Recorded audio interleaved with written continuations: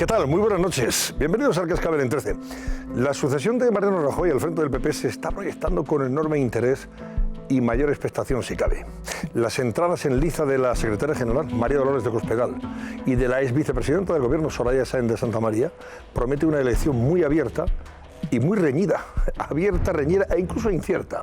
El hecho de que sean 6 los candidatos que se presentan para presidir el partido, las 2 mujeres sin duda más influyentes y poderosas dentro y fuera del PP, y 4 hombres, ha sido interpretado como la consecuencia de una guerra abierta por la sucesión de Rajoy al haber fallado el candidato de unidad, el de consenso, Núñez Feijóo, en vez de un sano y exigible ejercicio democrático de opciones abiertas que debe preludiar y preludia la fase de regeneración que va a afrontar el partido tras perder el gobierno. Paradójicamente, quienes criticaron al PP por ser un partido cerrado, presidencialista, alérgico a procesos de elección internos como primarias, y que ha sustanciado sus congresos casi a la búlgara, con unanimidades y sin discrepancias, son ahora los mismos que sugieren malos presagios sobre la unidad y la cohesión del PP y casi dan por hecha una ruptura por la avalancha de candidatos y la irrupción de las 2 mujeres más influyentes y aparentemente enfrentadas personalmente en la carrera por la presidencia del partido. Veremos cuántos sobreviven a la primera criba que harán los militantes. A priori, María Dolores de Cospedal, Pablo Casado, Soraya Sáenz de Santamaría tienen más opciones que los demás candidatos. Y entre los 3, tanto la secretaria general como el vicesecretario de Comunicación también cuentan a su favor el afecto y el reconocimiento de buena parte de los militantes populares por haber dado la cara en situaciones de crisis muy adversas estos años atrás. María Dolores de Cospedal lo decía esta mañana ante los suyos, y se la han partido muchas veces por defender al PP ante los casos de corrupción. Han dado la cara cada vez que la situación lo requería, por muy complicada, impopular y desagradable que fuera, y han tragado sapos y culebras del pasado, enfrentándose incluso a individuos. Eso comentaba Cospedal, que ahora están en la cárcel, en referencia a Bárcenas. Mientras, Soraya Sáenz de Santamaría, recuerdan esos militantes, todo esto lo vivía aparentemente ajena desde la vicepresidencia del gobierno en Moncloa. En fin, son sensaciones e impresiones que los militantes populares van a valorar sin duda a la hora de votar al sucesora de Rajoy. Sobre la elección abierta en el PP para presidir la nueva etapa del partido, vamos a plantear esta noche también el barómetro en nuestro Cascabel. Laura Gómez, buenas noches. ¿Qué tal, Antonio? El pasado 5 de junio, el mismo día que Mariano Rajoy anuncia su dimisión, enfrentamos en nuestro barómetro como posibles sucesoras a presidir el Partido Popular a María Dolores de Cospedal y a Soraya Sáenz de Santamaría. Ese día ganó, como veis en pantalla, por un 53% María Dolores de Cospedal. Pues hoy, que ya han presentado sus candidaturas oficiales, volvemos a hacerlo. Volvemos a preguntarles quién creen que sería la mejor presidenta del Partido Popular. Si vuestra opción es Soraya Sáenz de Santamaría, ex vicepresidenta del Partido Popular, marquen el 905-855-001. Si por el contrario prefieren a María Dolores de Cospedal, pues marquen el 905-855-002. Estamos activos también en redes sociales. En Twitter recuerden que somos @elcascabel13. Y para seguir comentando el análisis del programa de hoy, utilicen como siempre el hashtag #elcascabel19j. Interesante barómetro. Vamos a ver qué resultado nos ofrece al concluir nuestro programa. Por cierto, hay 6 candidatos, pero mañana puede haber 7. Se anuncia rueda de prensa del que ha sido ministro de Fomento, hombre fuerte del Partido Popular en Cantabria, Íñigo de la Serna, que mañana a las 11 de la mañana tiene anunciada una comparecencia pública.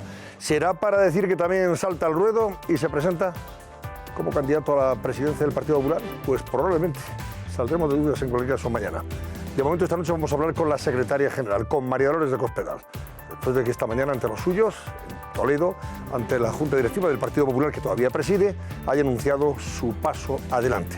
Susana Ollero, buenas noches. Buenas noches, Antonio. Pues sí, entrevistamos esta noche en directo a María Dolores de Cospedal y atención, será la primera entrevista que conceda a un medio de comunicación después de anunciar esta misma mañana que se presentaba como candidata a liderar el Partido Popular. Y les vamos a hacer algunas de las preguntas que ahora mismo rondan en las cabezas de muchos, como por ejemplo, ¿aceptará dentro de su equipo algunos de los candidatos que se caigan en una primera vuelta para sumar fuerzas?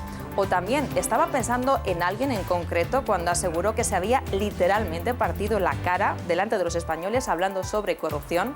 Pues estas y otras preguntas nos las contestará la propia María Dolores de Cospedal en muy pocos minutos. No se muevan.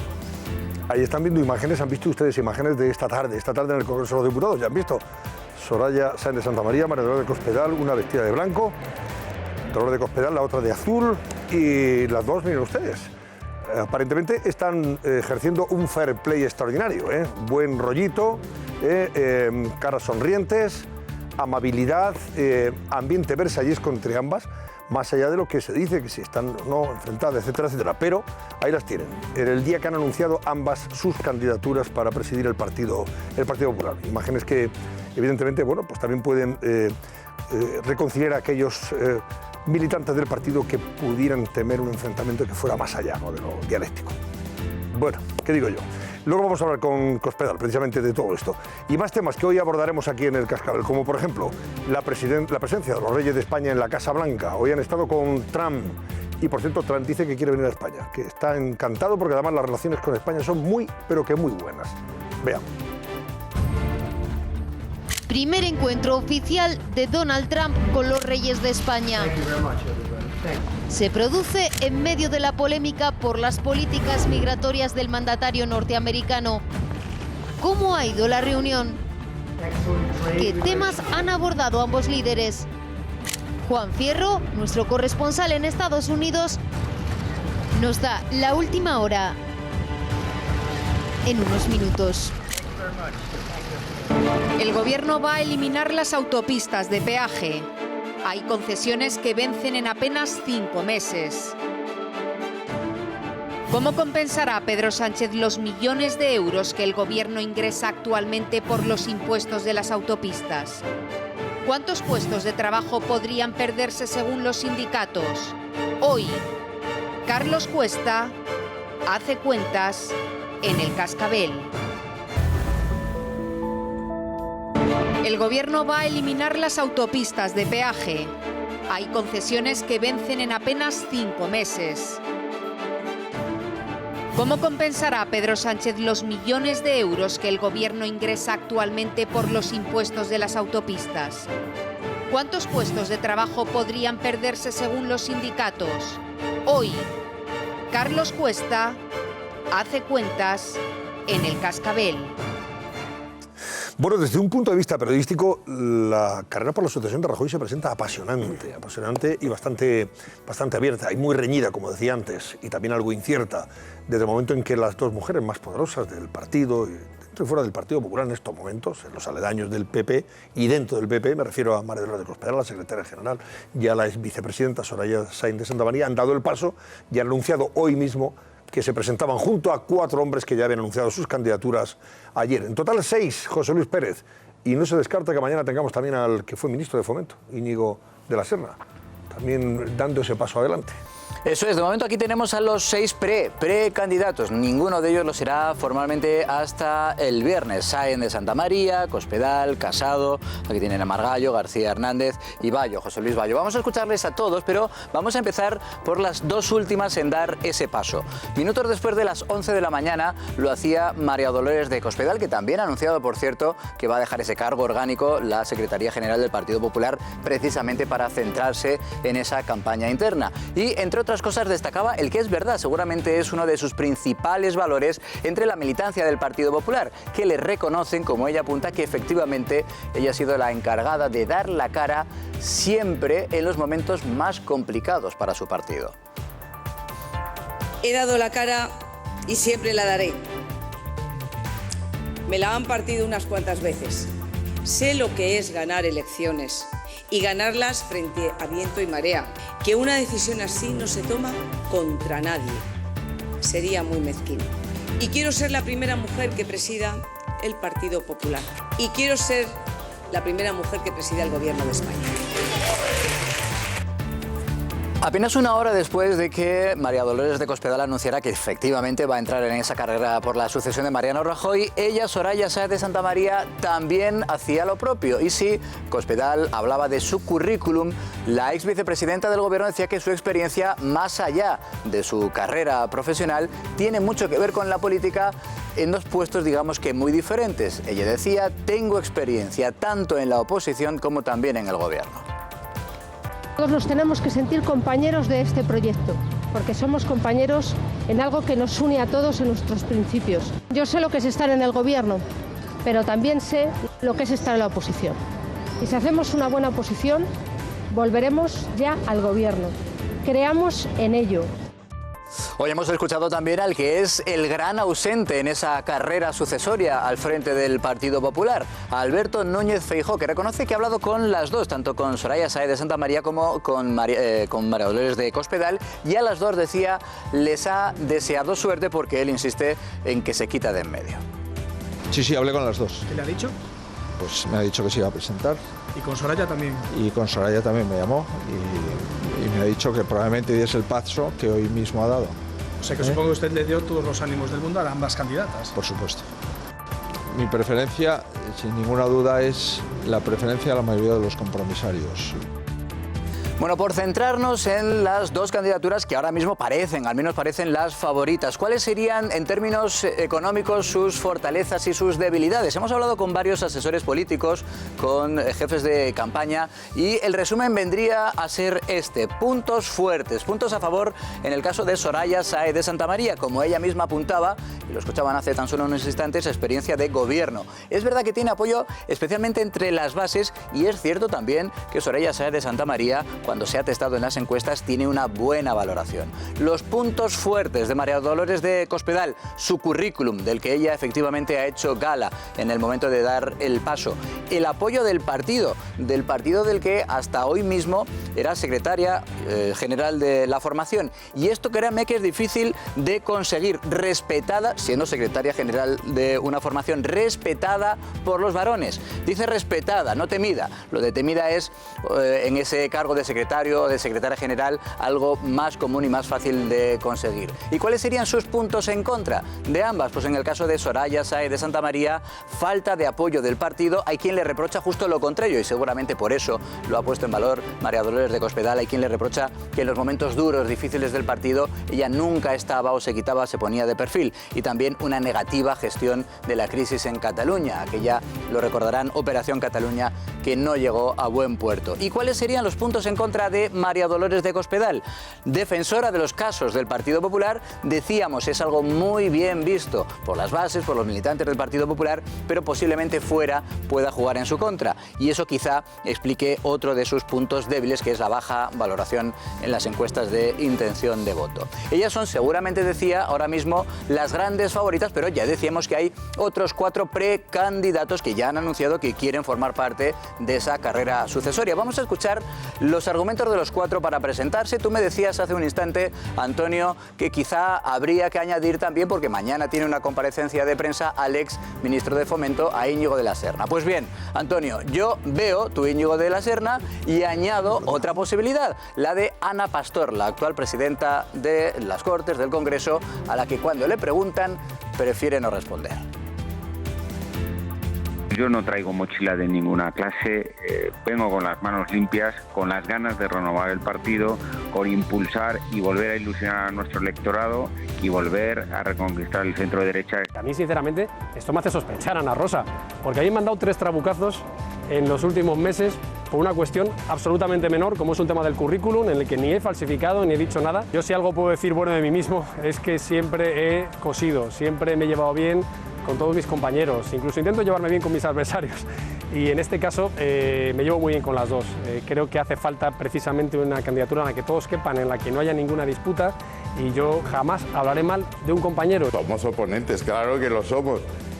Sí, son cariñosamente oponentes, pero oponentes. Lo que sí estoy seguro es que nos vamos a mover con elegancia siempre en el terreno de las ideas, y que tú y yo, desde luego, la pelea va a ser a florete, nunca con hachazos o con veneno. Estoy encantado de que se presenten cuantos más candidatos, mejor. Esto da la profundidad de la calidad humana que tiene el Partido Popular. Y ya lo he dicho 1000 veces, no hay que tener miedo a que haya muchos candidatos. Lo que hay que tener miedo es a que no haya candidatos. ¿Y a usted le anima a presentarse? Bueno, yo creo que todos los afiliados del Partido Popular sabrán elegir lo mejor para nuestro partido. Bueno, visto todo este plantel de candidatos a la presidencia del Partido Popular, tal vez convenga recordar las palabras de Mariano Rajoy en el momento de su dimisión. Vistas con la perspectiva del tiempo, es verdad que poquito, aunque parezca mucho, suenan casi a un mensaje de padre a los niños, a las niñas: portaos bien. Es inevitable que hablemos de unos candidatos u otros. Seamos constructivos. Este es un proceso para crecer, para sumar y para integrar. Gane quien gane, al día siguiente deberá contar con sus rivales y al final de este proceso, este partido tendrá que estar más unido que hoy. Mariano Rajoy, por cierto, Antonio, del que también tenemos noticias, porque Esto es Santa Pola anunció que iba a pedir el reingreso como registrador de la propiedad con plaza en esa localidad de Santa Pola y efectivamente ahí le tenemos. Mañana a las 9 vuelve a su antiguo trabajo. A su despacho. Bueno, pues vamos a saludar a María Dolores de Cospedal, secretaria general del partido todavía y candidata a la presidencia. Buenas noches, señora Cospedal. Muy buenas noches. Bueno, antes de nada, estamos ahora mismo testando a nuestros espectadores. Hemos preguntado en nuestro barómetro quién cree que puede ser mejor presidenta del Partido Popular. Y en estos momentos, si usted o Soraya Sáenz de Santamaría, y está ganando usted de momento. No sé qué va a pasar de aquí hasta el final. Eso es lo que sale. Eso es lo que los espectadores de este programa están diciendo en este preciso instante. A las 12:30 aproximadamente daremos el resultado final, a ver qué nos dicen. En cualquier caso, el anuncio que ha hecho usted, ¿lo tenía ya decidido? ¿Usted iba a presentarse desde el momento en que Rajoy anuncia que abandona, que deja ya el PP? Bueno, yo desde el momento en que Rajoy dijo que iba a dejar el Partido Popular y que era una decisión personal y humana, entendible perfectamente bien, yo creo que por todo el mundo, me planteé lo que tenía que hacer y aparte por qué lo tenía que hacer.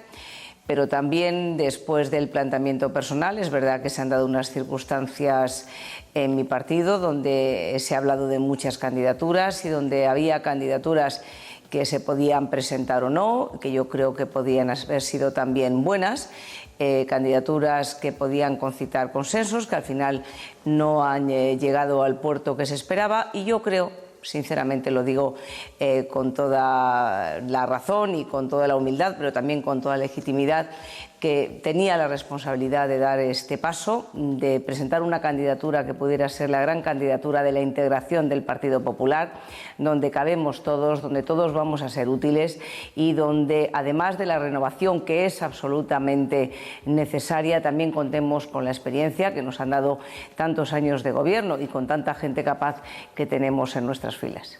¿Ha influido en su decisión el hecho de que Alberto Núñez Feijóo ayer diera un paso atrás, anunciara que no se iba a presentar como candidato?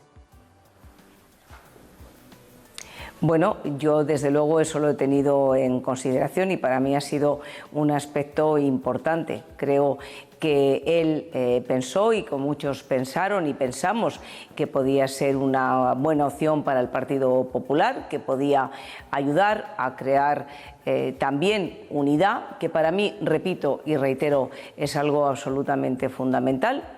También él ha tomado de su decisión, él tiene un compromiso con Galicia, como muy bien ha dicho, y también es una decisión muy personal y vinculada con su compromiso personal y como presidente de la Xunta de Galicia, y lo tenemos que entender, y yo lo entiendo porque he sido presidenta de una comunidad autónoma y entiendo muy bien lo que es ese compromiso con tus votantes y con aquellos que te han dado su confianza. Yo me encontraba y me encuentro hoy en una situación distinta, y he creído que el sentido del deber y de la responsabilidad con mis compañeros había de llevarme a dar este paso, lo cual, tengo que decir, lo hago con muchísima ilusión, con muchas ganas y con la confianza en que de este momento en el que nos encontramos vamos a salir bien, vamos a salir reforzados y vamos a salir con la unidad que nos requieren nuestros votantes y que necesita España, porque el Partido Popular necesita ofrecer a los españoles un proyecto viable, un proyecto ilusionante, y creo, sinceramente, que España necesita un partido fuerte de centro-derecha como es el Partido Popular. Pues en ese sentido le pregunto, señora Cospedal, ¿cree que pone en riesgo la unidad el hecho de que haya 6 candidatos, que pueden ser 7 mañana? Se hablaba de que incluso Íñigo de la Serna podría anunciar su candidatura en las próximas horas.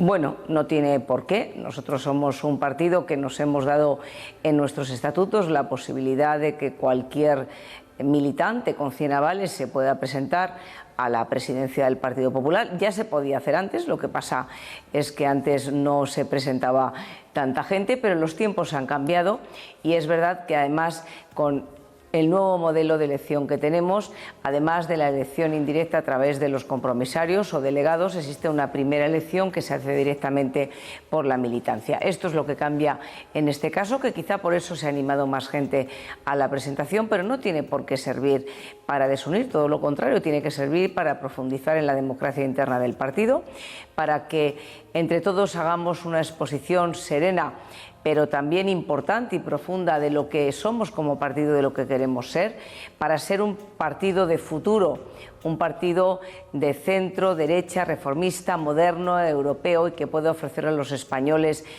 que España tenga el lugar en Europa que se merece y también que los españoles tengamos las mejores cotas de calidad de vida, que puede ofrecer un proyecto de integración de toda nuestra nación, defender la unidad de nuestro país, que es algo que siempre ha sido una señal de identidad del Partido Popular y yo desde luego lo hago bandera de tantos y tantos militantes del partido y que yo creo que tiene que ser algo fundamental, desde luego lo es en mi candidatura, pero también de defender valores tan importantes como es el valor de la libertad, el valor que tenemos que darle a una educación que tiene que ser para todos y una educación en valores, el valor de la defensa de nuestra lengua común.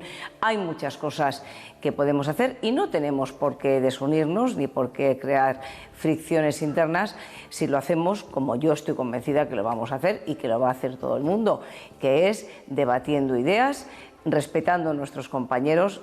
Mire, yo llevo mucho tiempo en este partido defendiendo la unidad del partido y desde luego no voy a ser yo la que me ponga a realizar o hacer cosas que provoquen la desunión o que provoquen situaciones que luego sean irremediables. Al final hay que contar con todos, yo eso lo tengo meridianamente claro y en ese sentido yo voy a trabajar. Le pregunto también en ese sentido, ¿ha rechazado Pablo Casado integrarse en su candidatura como se ha publicado esta tarde? Bueno, nosotros hemos tenido una conversación y a mí me hubiera gustado, la verdad, pero él ya ha señalado y lo ha dicho públicamente que quiere seguir hasta el final, que quiere presentar su propia candidatura y eso desde luego es muy respetable y obviamente está absolutamente legitimado para ello. Él considera que tiene un proyecto que ofrecer al partido y todos los proyectos se enriquecen y quizá sea una buena solución, desde luego para él lo es, yo lo tengo que respetar. Pero yo, insisto, yo voy a seguir trabajando por la unidad y por la integración. Este proceso tiene varias fases, las fases hay que atravesarlas y en cualquiera de esas fases esa unidad o esa integración se puede dar. Y si no se da y llegamos a un congreso con varias candidaturas, al congreso definitivo, pues también al final el que resulte ganador y el que resulte presidenta o presidente del Partido Popular tiene obligaciones y esa obligación desde mi punto de vista, la primera es contar con todos, porque aquí cabemos todos y todos tenemos que servir para ese proyecto de futuro. Eso es algo que yo he aprendido a lo largo de mis años en el Partido Popular, como presidenta también que lo he sido de una comunidad autónoma y también lo he defendido mucho como secretaria general y cómo no lo voy a hacer ahora que me presento, que para mí es un enorme honor presentarme a la presidencia de mi partido. Creo que eso es algo que tenemos que tener todos muy claro y espero que de esta manera todo funcione bien. Usted ha puesto en valor precisamente algo que no pueden hacer otros candidatos, el hecho de que si se ha testado en las urnas, ha ganado dos elecciones, por mayoría, una por mayoría absoluta, otra por mayoría, pero que ha ganado al Partido Socialista en Castilla-La Mancha. Otros candidatos, me temo que ninguno, estoy viéndolos ahora ahí, todos no han podido tener esa posibilidad o esa oportunidad. No sé si eso es un valor añadido para su candidatura. Bueno, mire, yo sé lo que es estar en la oposición y perder unas elecciones, y estar en la oposición 5 años, y también estar en la oposición en el ámbito nacional. Yo sé lo que es estar en el gobierno ganando y ganar unas elecciones por mayoría absoluta, y también sé lo que es ganar unas elecciones y que te queden unos cuantos votos para la mayoría absoluta y que no puedas gobernar porque han hecho un pacto de perdedores. Me he encontrado en todas las situaciones, dos de ellas ganando claramente frente a nuestro adversario político, pero eso no lo he hecho yo, eso lo ha hecho todo mi partido, y lo he hecho y lo he podido hacer gracias a mis compañeros de partido, en este caso de Castilla-La Mancha, porque los proyectos políticos no son solo de una persona, son de un grupo de personas, son de equipos, y quien tiene buenos equipos y quien confía en sus compañeros y quien sabe que es más importante un militante de base, un afiliado, un presidente de la Junta local, que cualquier otra persona que se pueda creer indispensable, y yo creo que es así, porque este partido está hecho desde la base, desde los pequeños pueblos, desde muchas veces hasta pedanías. Así es como se hizo el Partido Popular. Quien sepa eso tiene mucho ganado en el Partido Popular. Yo eso lo sé, lo he experimentado, lo he vivido y creo que hay que trabajar así día a día. Por lo tanto, no es que yo haya ganado elecciones, que lo he hecho, pero lo he hecho con muchos compañeros de mi partido, en este caso de Castilla-La Mancha, y también lo he hecho a nivel nacional, con mis compañeros, en este caso, cuando ganamos las elecciones generales, cuando hemos ganado elecciones autonómicas, elecciones europeas. He trabajado mucho, fueran mis elecciones directamente, en este caso autonómicas, o fueran elecciones locales a ser candidata en elecciones generales, o fueran elecciones europeas. Yo he trabajado exactamente igual, siempre. Siempre, incluso en muchas elecciones autonómicas que no eran mis elecciones porque era mi obligación como secretaria general. Sé, por lo tanto, lo que es ganar y no ganar, perder, estar a punto de conseguirlo, ganar y que no te dejen gobernar. Yo tengo la experiencia de haber gobernado, de haber ganado y de no haber gobernado, de todo ello. Bueno, creo que la experiencia en política es algo bueno, como en todo en la vida. Creo que es bueno saber lo que se siente, conocer los momentos de éxito y también los momentos de frustración cuando uno se presenta para defender unas ideas tan importantes como las del Partido Popular y cuando tiene un proyecto de país, de una España unida, solidaria, pero también una España que tenga en cuenta la idiosincrasia de todas las regiones que la componen y que tenga en cuenta que por encima de todo tiene que estar el interés general del conjunto de los españoles. Todo eso creo que es importante porque cuando tienes esa experiencia aprendes a valorar lo importante, lo que es menos importante, a relativizar las cosas, a dar prioridad a los asuntos que son asuntos de Estado, a quitarle importancia, bueno, pues a muchas cosas que te van pasando a lo largo del tiempo, a que se metan contigo, a relativizar las cosas. Toda esa fortaleza interior también te la da la experiencia y creo francamente que fortaleza interior hace falta en estos momentos y nos va a hacer más con el reto que tenemos como país de ahora en adelante. Pues en ese sentido le voy a preguntar por último, señora Cospedal, ¿se ha referido usted precisamente a la hora de presentar su candidatura a esas situaciones adversas con las que ha tenido que lidiar en momentos muy duros en el Partido Popular, dando la cara, decía, ante los casos de corrupción, enfrentándose a gente, individuos que ahora están en la cárcel? Me imagino que se estaba refiriendo, por ejemplo, a Luis Bárcenas, y sufriendo o viendo cómo le partían la cara, ¿no?, en esas circunstancias. ¿Cree que eso lo reconoce la militancia? ¿Lo va a reconocer? Bueno, esa es una de mis labores y de mis obligaciones como secretaria general. Así lo he entendido yo misma. Yo entiendo que cuando te ofrecen un cargo no te están ofreciendo un cargo y cuando te nombran algo no te están nombrando algo, lo que te están dando es una responsabilidad. Y cuando uno no asume los deberes que comporta una responsabilidad es que no se merece tenerla. Y con independencia de que yo haya cometido, que he cometido, como todos los humanos, muchas equivocaciones, yo creo que cuando era necesario estar humildemente, lo digo también, he estado y he cumplido con mi obligación, y mi obligación era defender la unidad de este partido, defender a nuestro partido, defender nuestras siglas, defender a nuestro trabajo mucho, que son honrados y que se dejan la piel por defender a su país y porque sus compatriotas y sus vecinos vivan mejor. Lo he hecho muy a gusto, me he sentido confortada por mis compañeros siempre haciendo ello. Claro, alguien tiene que salir a la cara y en este caso he sido yo. Yo no me arrepiento, fíjese, no me arrepiento de nada. Es verdad que a veces es muy duro, pero también cuando una hace lo que cree que tiene que hacer, también se duerme mejor. Bueno, hemos visto, señora Cospedal, hoy unas imágenes en el Congreso de los Diputados, saludándose usted con Soraya Sáenz de Santamaría, esta tarde, después de que ambas hayan presentado sus candidaturas. A ver si podemos ver esas imágenes. Se ve fair play, se ve la relación es muy versallesca. Se puede ser rival y amiga a la vez, no lo sé. ¿Qué se han dicho ustedes en esas circunstancias? Creo que son imágenes de esta misma tarde en el Congreso, ¿no? Sí, porque esta tarde hemos coincidido teníamos que votar en el Congreso, se tramitaban varias propuestas, una de ellas del Partido Popular defendiendo la unidad de España, y queríamos estar ahí, como es lógico y normal, y efectivamente no nos habíamos visto desde que habíamos presentado la candidatura, aunque nos habíamos enviado algún mensaje, y nos hemos visto y hemos tenido una conversación amable, porque efectivamente una cosa es que en este momento las dos queramos presentar un proyecto, y otra cosa es que vayamos a romper las formas, vayamos a comportarnos de manera incorrecta y no sepamos las dos, yo desde luego estoy convencida de ello, que al final todos tenemos que contar. Yo lo tengo muy claro y yo entiendo que ella también, francamente. ¿Habrá debate entre las dos o no? Bueno, eso es algo que tiene que definir la comisión organizadora del Congreso y que depende de manera absoluta de ellos, pero el debate tendrá que ser entre más, como usted acaba de decir, y eso es algo que tiene que definir el comité organizador del Congreso. Eso todavía no lo sabemos. Yo le decía, o le comentaba esto, señora Cospedal, porque da la impresión desde fuera que el Partido Popular está abocado a ser presidido por una mujer. No sé si usted también ya percibe esa circunstancia en lo que le afecta. Pues mire, yo eso todavía no lo sé, y además sería tratar con muy poco respeto a los compañeros que han presentado sus candidaturas, y yo desde luego no lo voy a hacer.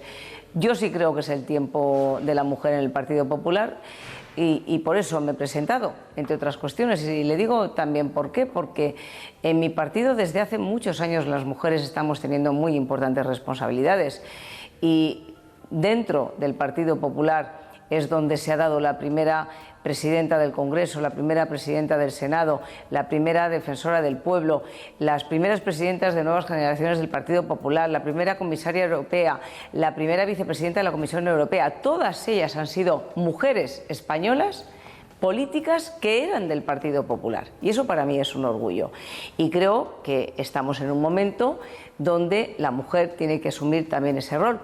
Y creo que España claramente está preparada para que se pueda presidir el gobierno por una mujer. Yo lo creo así y creo que es el momento, y ese es uno de los motivos por los que me presento, además de llevar a mucha honra todo lo que hemos hecho las mujeres del Partido Popular hasta ahora, que hemos abierto caminos. Suerte a Pablo Casado y a Joserra García Hernández, también se la deseo sinceramente a usted. Mucha suerte en esta carrera. Gracias y muy buenas noches. Muchas gracias, les agradezco mucho. Muchas gracias. Buenas noches. Gracias, buenas noches. Bueno, pues ya tenemos ahí lanzada la carrera. Interesante, apasionante, ¿verdad? También muy reñida, ¿eh? A ver, darme un titular de todo lo que ha pasado en relación con este asunto. Bueno, yo creo que hay una carrera... 6 candidatos, 2 muy importantes. Sí. También no hay que desdeñar el papel de Pablo Casado, y mañana probablemente la introducción de alguno más. Ni mucho menos.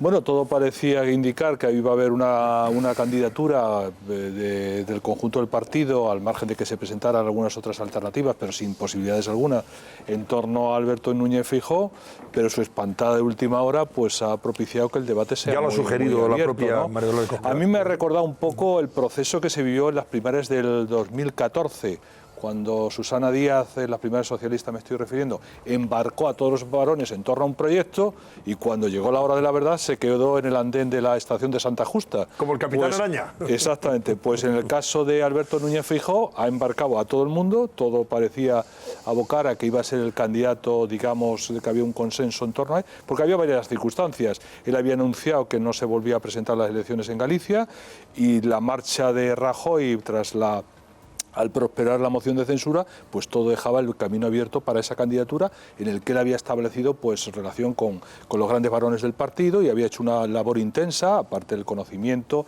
y la experiencia que tiene en gestión no solamente de la comunidad autónoma, sino digamos en organismos estatales. Por tanto, todo estaba llamado a que Alberto Núñez Feijóo diera ese paso, pero sorprendentemente ha dado marcha atrás, se ha quedado en el andén, con lo cual ha habido que precipitar algunas candidaturas. Yo creo que la de la secretaria general, entre otras circunstancias, creo que también la de la vicepresidenta del gobierno, más algunos que se han sumado, que algunos ya se habían adelantado, o la candidatura que tú acabas de anunciar del del anterior que es una posibilidad, dado que ha ministro de anunciado una rueda Fomento, de prensa, ¿no? o en No las creo que sea últimas para horas decir que está en contra de la eliminación de los peajes. No creo, ¿O sí? no Quizás creo, sea por eso.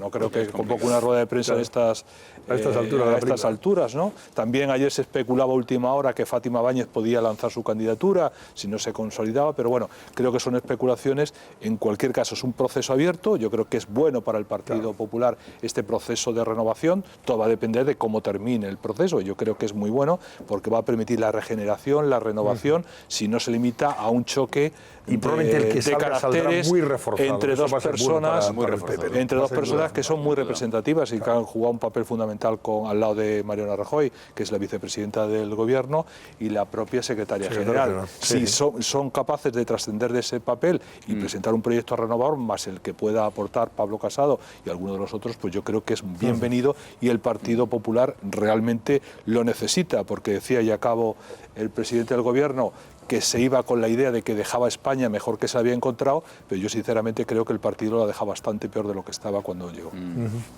Hombre, el escenario realmente es inesperado, completamente. Hace apenas 10 días, si rebobinamos, pues vemos las declaraciones de dirigentes del Partido Popular asegurando que lo mejor es que haya un candidato único, de consenso, y por lo tanto que no haya debate y que no haya confrontación de ideas, que se supone que es lo que vamos a ver. Unas declaraciones hace apenas 10 días verdaderamente desafortunadas de algunos dirigentes del Partido Popular. A mí me parece bueno que haya 6 candidatos o que haya 17, como hubo en las últimas primarias que ganó en Estados Unidos Donald Trump, siempre y cuando efectivamente haya un contraste de proyectos. Dicho lo cual, me parece que el resultado evidentemente es muy incierto, no solamente por el número de candidatos, sino porque hay verdaderos pesos pesados, y no solamente esas 2 mujeres, que estamos ya constatando, y esta misma tarde, no sé si ha sido el caso seguramente de algunos de los que estamos aquí, que hay dirigentes que tienen dudas sobre a qué candidato arrimarse, y tienen dudas porque no está claro cuál puede ser el caballo ganador. Y como no está claro quién puede ser el caballo ganador... Bueno, y hay dirigentes que tienen un caballo o un... No sé siempre la otra palabra. Bueno, tienen un caballo ganador y quieren que alguno de los que están debajo de esos dirigentes apueste también por ese caballo ganador. Y algunos de estos han dicho, no, yo quiero a este caballo, no al suyo. En efecto. Entonces el discurso, pues es el único discurso posible, el de la unidad, el de la integración, el de cuando termine la batalla, evidentemente tendremos que contar con los mejores, hayan estado en el bando que hayan estado, pero todos sabemos que el que gane va a imponer las reglas dentro del nuevo Partido Popular. Dicho eso, y ya para concluir de momento, yo creo que sobre todo lo interesante es que cada uno de ellos y de ellas cuenten el proyecto que tienen de futuro para el Partido Popular y para España. ¿Por qué? Porque todos sabemos lo que ha hecho, por ejemplo, la señora vicepresidenta del Gobierno, cada uno tendrá su opinión como vicepresidenta. Lo que ha hecho la señora Cospedal como secretaria general del Partido Popular. Pero esa no es la cuestión. La cuestión es que hay un partido que está con 137 diputados, que ha perdido un apoyo popular inmenso, que tiene votantes que votan al Partido Popular aún con la nariz tapada, que hay otros que se han ido a Ciudadanos, y me parece a mí que quienes se pongan al frente de la nave tendrán intención y el objetivo de recuperar todo eso. Pues que le cuenten a los militantes cómo piensan hacerlo. Ahora, de todas formas, no está de más poner en valor aquello que hoy recordaba la propia María de Cospedal, también ayer, ojo, y esta mañana, Pablo Casado. Pablo Casado y María de Cospedal se han partido la cara en situaciones muy fastidiadas. Sí. Y claro, algunos de esos militantes también, yo recordaba al comienzo del programa, decían, hombre, estos señores daban la cara y se estaban tragando marrones y sapos que no les correspondían, ajenos a su gestión, porque eran del pasado. Probablemente... Sí, probablemente. Y otros candidatos y otra candidata pues estaba felizmente instalada en la Moncloa, ajena a esa situación, sin quemarse, claro. Entonces, podemos decir. Probablemente ellos dos... Eso formará parte del debate, pero luego podremos añadir algo. Probablemente ellos dos sean los más vinculados al partido, porque aunque José Ramón Serra también está en el partido, estaba en la parte más internacional y está más... ellos dos son los más vinculados al proyecto del partido y a la militancia. Yo creo que es bueno que haya muchos candidatos, porque creo que es lo que está pidiendo los afiliados del Partido Popular. El proyecto ideológico del Partido Popular se ha desnaturalizado. En los últimos congresos, como ya había un líder elegido o que iba a revalidar su victoria porque era el único candidato, era el que también marcaba la línea ideológica de cómo se decidía la posición del partido en las distintas ponencias. en el Partido Popular no hay familias propiamente dichas, pero sí hay distintas sensibilidades, más conservadores, democristianos, liberales, y por eso será interesante hacer ese contraste de ideas, porque yo creo que el afiliado está pidiendo eso, de qué va a hacer usted con la economía, qué va a hacer usted respecto al terrorismo, respecto a la nación, sobre todo. Y en función de eso, yo creo que el perfil de las personas es muy importante, pero el perfil ideológico de cada uno de ellos, y si les has seguido de cerca, hay distintas sensibilidades y puede haber contrastes interesantes. Eso es lo que va a decidir, ¿eh? Pues luego después, Javier Chicote, voy a hacer una pausa y te voy a dar la palabra. Por supuesto que sí. Seguimos comentando algo más en relación con este asunto, porque no solamente está estos factores que antes adelantábamos, sino también aquellos de los que dicen que no siempre el candidato o candidata que puede tener más opciones de ser votada en general por la ciudadanía y mejor valorada en general por la ciudadanía es el que quieren los militantes, ojo, ¿eh? Claro. No es siempre así. Y se ha demostrado, por ejemplo, en el caso del Partido Socialista, sin ir más lejos. Que se lo pregunten a Susana Díaz, ¿verdad? O a Pedro Sánchez. Vamos a la policía. No olviden ustedes, por favor, el avisado de radares, que luego van a salir a la carretera y le van a pegar un zambombazo en la cartera y en el carnet, que se van a estar acordando todo el año, ya lo saben. Avisador de radares para evitar que le metan la mano al bolsillo. Susana Ollero, cuéntanos, anda.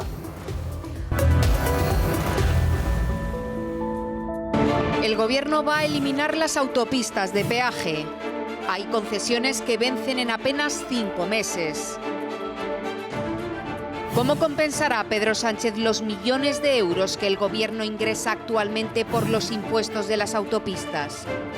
¿Cuántos puestos de trabajo podrían perderse según los sindicatos? Hoy, Carlos Cuesta hace cuentas en El Cascabel. Javier Chicote, seguimos comentando, analizando.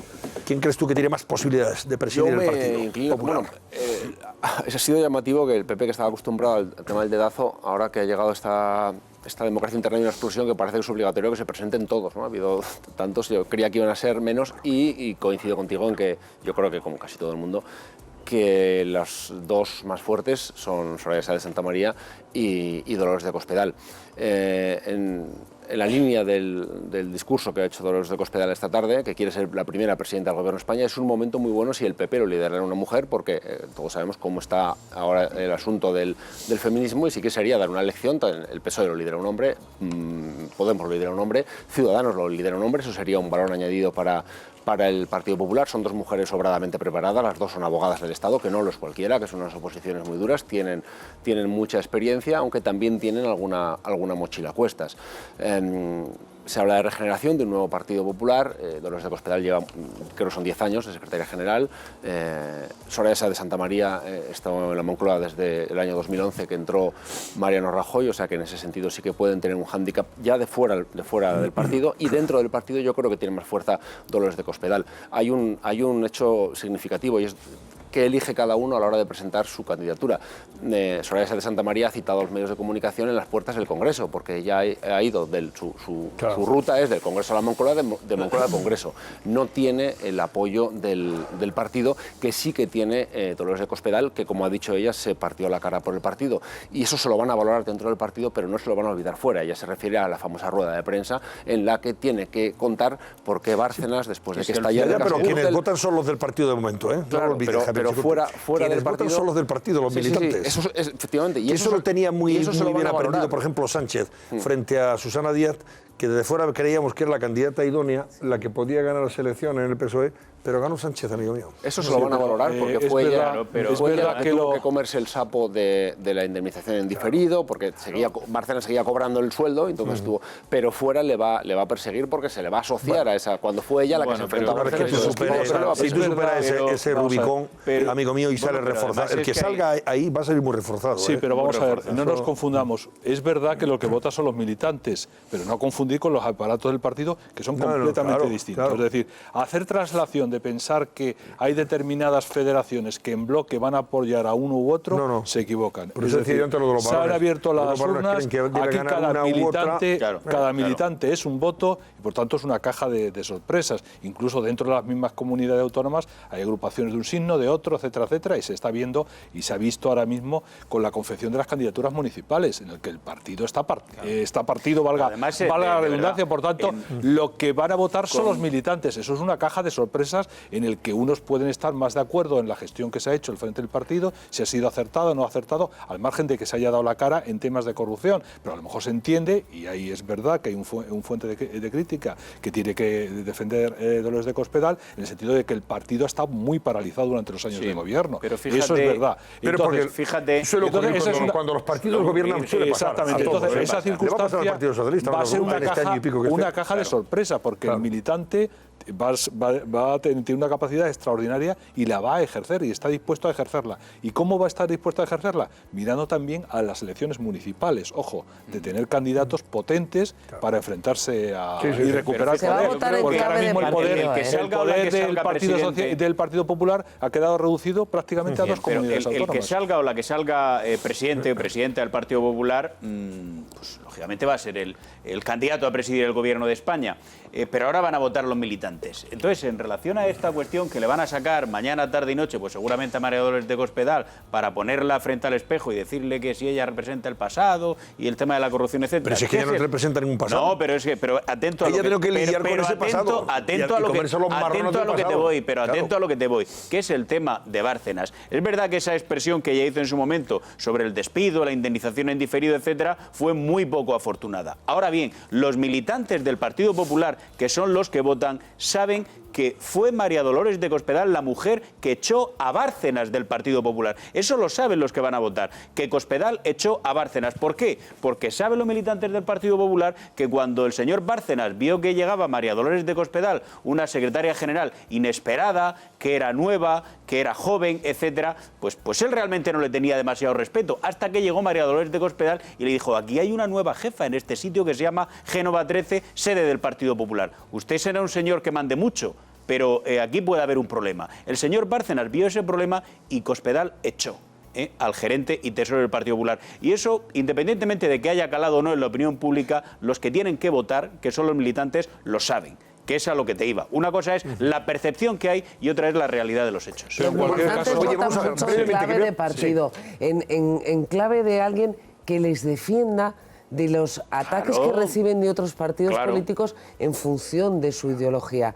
Buscarán a alguien que después de garantías de poderles devolver el gobierno como partido político, pero yo creo que después de la moción de censura el Partido Popular se siente de alguna manera atacado. Van a votar a alguien en clave de partido que les defienda como partido popular. Solamente apelan al patriotismo de partido, se equivocan. Es decir, el Partido Popular tiene que buscar a alguien que llegue a la Moncloa. Por supuesto. Pero tienes que buscar un comandante administrar la ruina. Pero es garantía administrar la ruina no. Rearmar ideológicamente al partido y defenderle. Vamos a ver. Y después tendrá que ser un candidato, obviamente, que tenga visos de ganar unas elecciones. Pero aquí hay personas potentes que pueden ganar unas elecciones. Ahora mismo lo que buscan es el rearme ideológico y la defensa de la marca del partido. Cualquiera de los tres. Claro. Sí. Pablo, son candidatos potentes. Y Soraya tienen las mismas posibilidades. Decía, y voy a revelar una cosa, hombre. Entonces estabas tú delante, Paco. Fue muy criticada la intervención de Rafael Hernando fuera del Partido Popular el día de la moción de censura, por lo duro que estuvo.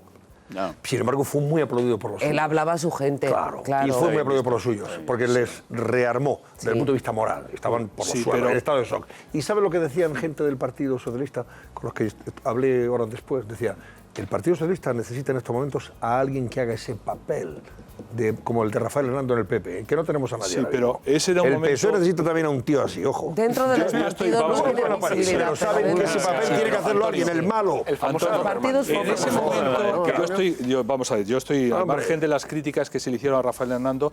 Rafael Hernando hizo una cosa importante, que es terapia de grupo en una situación crítica. Sí. Pero ahora no se puede hacer terapia de grupo en este Congreso abierto, sino que hay que buscar es el rearme, en la línea que tú apuntas, Ana, un rearme del partido, renovación del partido para reconfigurar el espacio de centro-derecha y presentar una candidatura que permita recuperar el poder. Ese es el objetivo. Todo lo que no sea eso es perder el tiempo. El militante del PP tiene que pensar que su objetivo es ganar las elecciones que parece que van a ser dentro de 2 años. Y entonces tiene que buscar una persona, más allá de que le guste dentro del partido, por lo bien que se lleva con el partido y que puede rehacer o coser costuras dentro del partido, es que le guste también al votante que no tiene por qué ser militante. Que, por cierto, son más de 850.000 militantes, pero más del 80% no están al día en las cuotas. Por lo tanto, esos, en principio, no van a poder votar.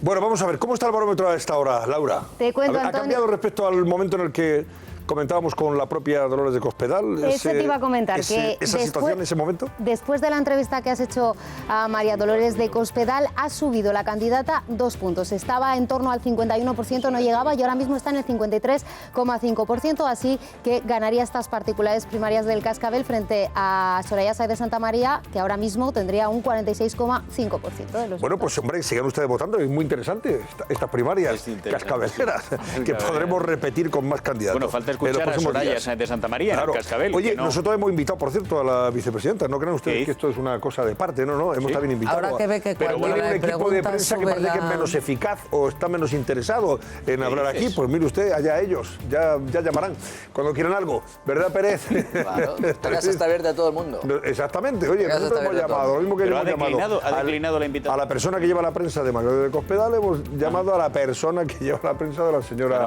Sáez de Santamaría. De hecho, le gusta más ir a la Sexta, por ejemplo, parece ser, o a otros medios. Pues, ¿qué vamos a hacer? Yo creo que vendrá aquí, porque la batalla que se ha planteado es, como se suele decir, casa a casa. Militante, militante. Y ha empezado desde esta mañana en las más pequeñas agrupaciones, ya se están moviendo las cosas. Oye, José Luis, vamos a ver, que yo quiero que ahora comentemos lo que ayer anunciaba el señor Sánchez, que ha sido objeto de debate, claro, al margen de este que se ha abierto en el Partido Popular para la sustitución de Rajoy, o el relevo de Rajoy. Y es el hecho de que el señor Sánchez ayer dijo que ya quiere llevar la legislatura al 2020, no es decir, voy a gobernar hasta donde pueda, no, hasta el 2020, hasta el 2020. Ya le había dicho que esto era para convocar elecciones más pronto que tarde, pero sin dar fecha. Ahora ya hasta el 2020, agotar la legislatura plenamente, ¿no? Estamos en esto, El donde dije digo, ¿cómo termina el refrán, Paco? Donde dije digo, digo Diego. Bueno, vamos a escuchar el digo y el Diego. Primero a Pedro Sánchez, al presidente del gobierno, diciendo en el plazo de apenas un mes, en el último mes, hasta en 3 ocasiones diferentes, que lo que pretendía era llegar al gobierno, dar estabilidad, arreglar 4 cosas y convocar elecciones. Censura, estabilidad y elecciones para que los españoles decidan qué rumbo tomar durante los próximos años. Convocar a los españoles y españolas a las urnas para que decidan con su voto el futuro que le quieren dar a su país. Convocar las elecciones generales para que los españoles y españolas decidan el rumbo que dar al país con su voto. Ese era el discurso de Pedro Sánchez exactamente hasta ayer, momento en el que en su primera entrevista después de llegar a la Moncloa en Televisión Española decía esto. Yo aspiro a convocar las elecciones en el año 2020, es decir, a acotar la legislatura. Creo que España hizo la moción de censura, luego tenemos que ir a un proceso de normalización y luego convocatoria de elecciones. Quizá es más llamativa todavía la contradicción en la número 4 del Partido Socialista. Hace tan solo unas semanas, también en Televisión Española, decía Adriana Lastra, el PSOE no pretende agotar la legislatura y convocará elecciones antes de 2 años. Choca, ¿verdad?, con lo que decía hace tan solo unos instantes Pedro Sánchez, también en Televisión Española. ¿Cómo justifica Adriana Lastra esta evidente contradicción? Hombre, ella dice que hay ocasiones en que la realidad es cambiante. Acabamos de llegar, en este caso, al gobierno. La realidad no es inmutable, evidentemente. El presidente ayer decía que pretendía agotar la legislatura, pues pretendemos agotarla. Bueno, ¿cómo se toman esa evidente incoherencia algunos de los partidos que permitieron con su voto favorable a la moción de censura el acceso a la Moncloa de Pedro Sánchez? Pues no parece que ni a Podemos ni al Partido Nacionalista Vasco les importe demasiado. Nadie en este país creo que entendería que este gobierno deje de ser gobierno sin haber derogado las 2 reformas laborales y la ley Mordaza. A nosotras no nos importa tanto el tiempo como el uso que se dé a ese tiempo. Es lo lógico, ¿no? En todo gobierno, ¿no? Intentar agotar la legislatura. Me da que hay una mayoría abrumadora que apuesta más por alargar todo lo que se pueda la legislatura que no convocar elecciones. Yo creo que lo único interesado en convocar elecciones es Albert Rivera y empieza a tener dudas con las últimas encuestas. En cambio, al Partido Popular y a Ciudadanos les parece que Pedro Sánchez, además de corretear por la Moncloa, se atrinchera en el Palacio de Gobierno.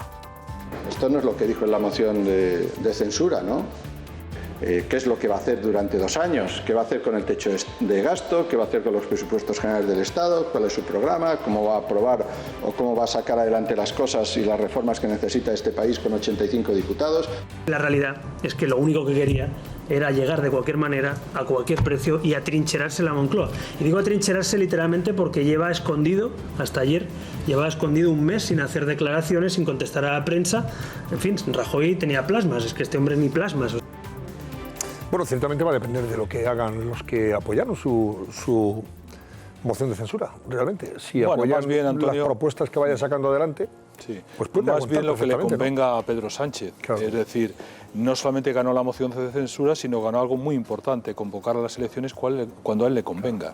Es que esa es la potestad del presidente del gobierno. ¿Qué es la potestad? Es decir, tener la llave de la cerradura. Antes de la moción. Es verdad que en el caso de las elecciones el PNV no tenía ningún interés en las elecciones. Y uno de las, digamos, de los argumentos que utilizó el PNV es cuando Ciudadanos amenazó que si no prosperaba la moción de censura de Pedro Sánchez, apoyaría la moción instrumental con Podemos. Y en función de ello, el PNV, que no quería elecciones al margen de otras circunstancias, fue lo que le inclinó definitivamente por la moción de censura. Pero independientemente de que el PNV no quiere elecciones, que el Partido Socialista ahora mismo no está para elecciones o que Podemos tampoco le interese, realmente lo que va a aprovechar el presidente, y lo estamos viendo en la agenda electoral que está desarrollando desde que ha llegado, es ir a unas elecciones desde el poder y en las mejores condiciones, pero sobre todo, que tenga. Fíjate. Entonces, que ha tomado, yo no sé si agotará o no agotará las elecciones. Él, cuando vea que las encuestas le son más favorables, será el momento de convocar. Él ha mantenido, digamos, las 2 primeras partes, ¿no?, de su mensaje, que es moción de censura, la necesita España y se necesita un tiempo para recomponer un poco la situación en este país. La tercera parte era la más importante, que es ese tiempo durará lo menos posible, es lo que decía antes, y ahora dice no, si dura 2 años, 2 años, o 1 año y 11 meses, me da lo mismo para el caso.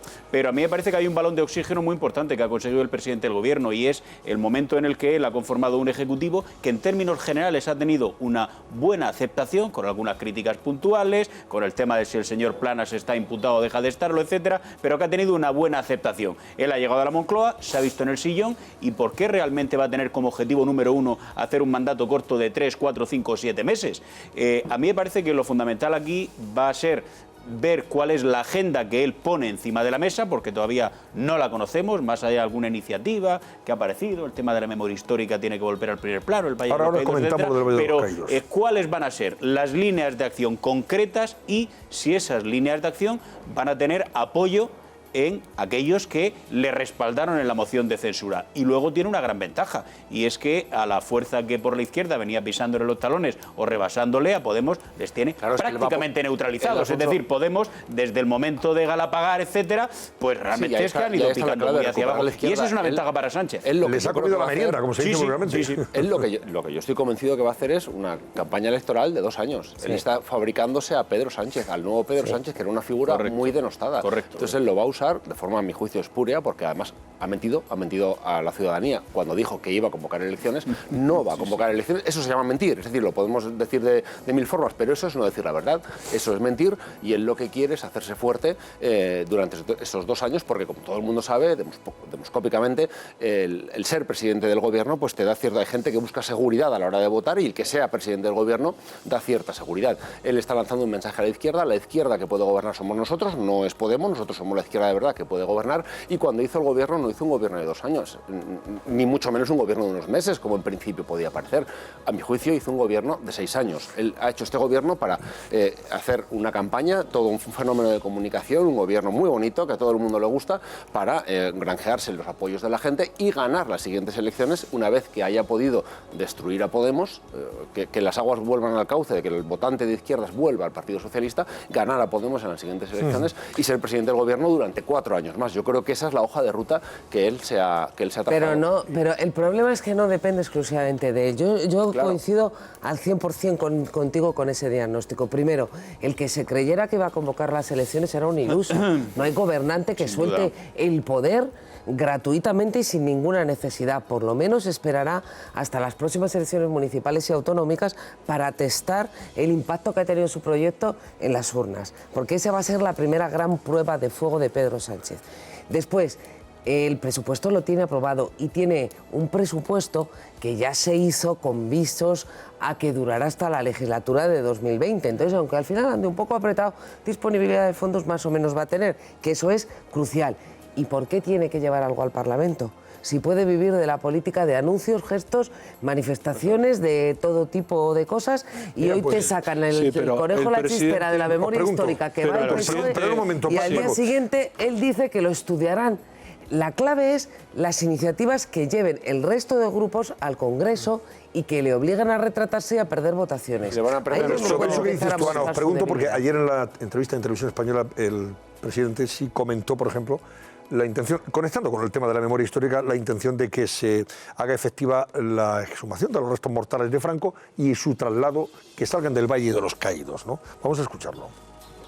El Parlamento, en una resolución del año 2017, dice claramente que se exhumen los restos de Franco y que se entreguen a sus familiares y que, en definitiva, el Valle de los Caídos se convierta en un memorial de las víctimas del fascismo y precisamente para la reconciliación. Todos los grupos parlamentarios deberíamos estar detrás de una decisión que ya le anunció el Gobierno de España. Veremos la fecha y el momento en el que lo hacemos, por supuesto, tomará.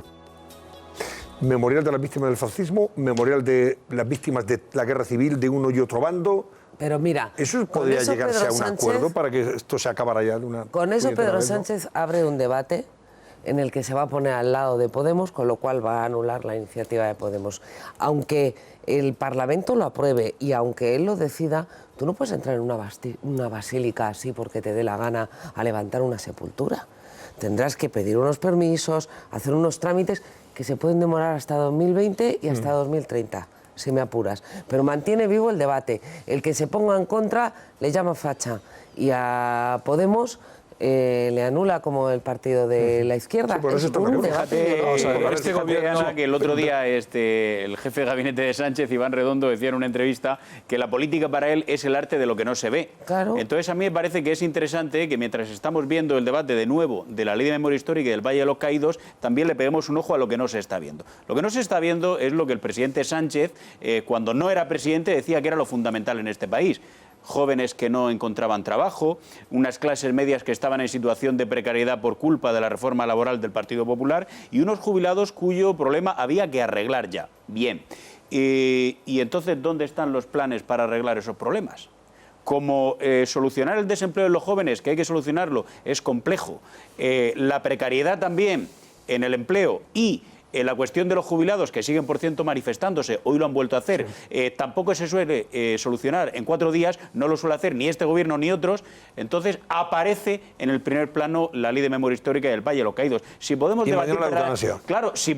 debatir verdaderamente sobre cualquier cosa, lo que ocurre es que el diagnóstico que había aquí es que España estaba en emergencia social. Entonces, si estaba en emergencia social hace un mes, tendremos que arreglar. Este es un gobierno que no solamente no va a durar ni unos pocos meses, ni va a agotar la legislatura. No os equivoquéis.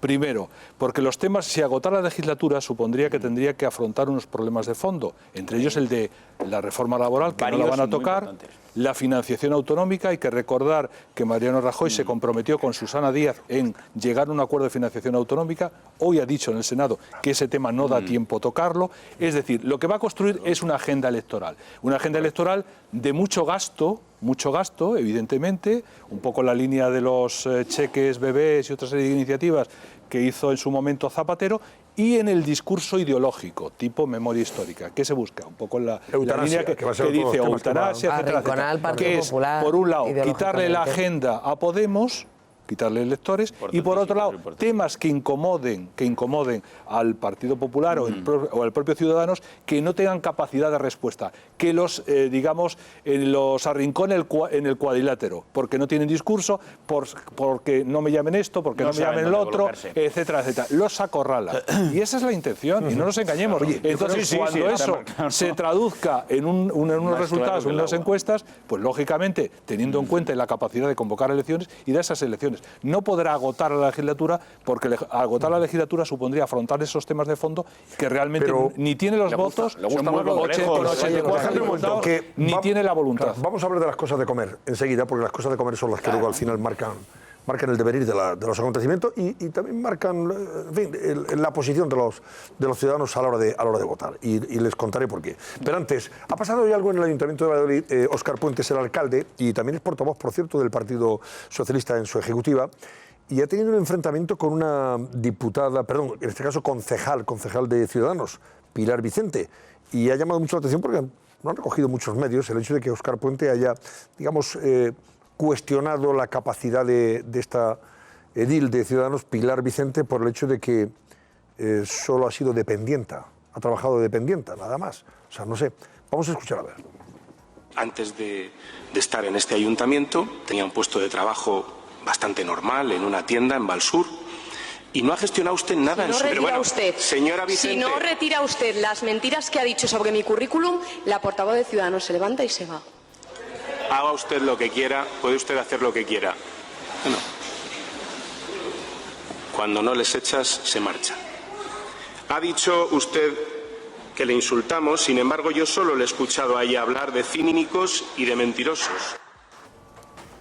Ha sido una situación bastante, en fin, sorprendente, porque si los dirigentes políticos se echaran en cara su falta de capacidad en función del currículum que tienen, vamos, muchos tienen que dejar el Congreso. Un efecto tendrían que dejar el Congreso que es desde un partido de la izquierda estamos hablando. Es decir, un partido de la izquierda que con todos los que han sido a electricistas que han llegado a ministros y cajeras de supermercados conocidos que han llegado a consejeras de la Junta de Andalucía. Entonces, lo que no tiene ningún sentido es que el alcalde de Valladolid utilice este argumento tan clasista desde una formación que es precisamente un partido llamado de clase, ¿no? Me sorprende un poco este discurso absolutamente inadmisible, ¿no? de Adriana Lastra, que es PSOE desde los 15 años. O sea, no trabaja en ningún otro sitio. Claro. Digo, que eso sí está bien, o sea, eso sí que es así sí se construye un líder. Por eso, a eso me refería yo, claro. Fíjate tú, y es la número 3 del partido, la viceportavoz del partido, ¿no? Claro, el Congreso. Esa es toda su vida laboral, PSOE y más PSOE, desde pequeñita. Pues oiga, eso qué mérito tiene, ¿no?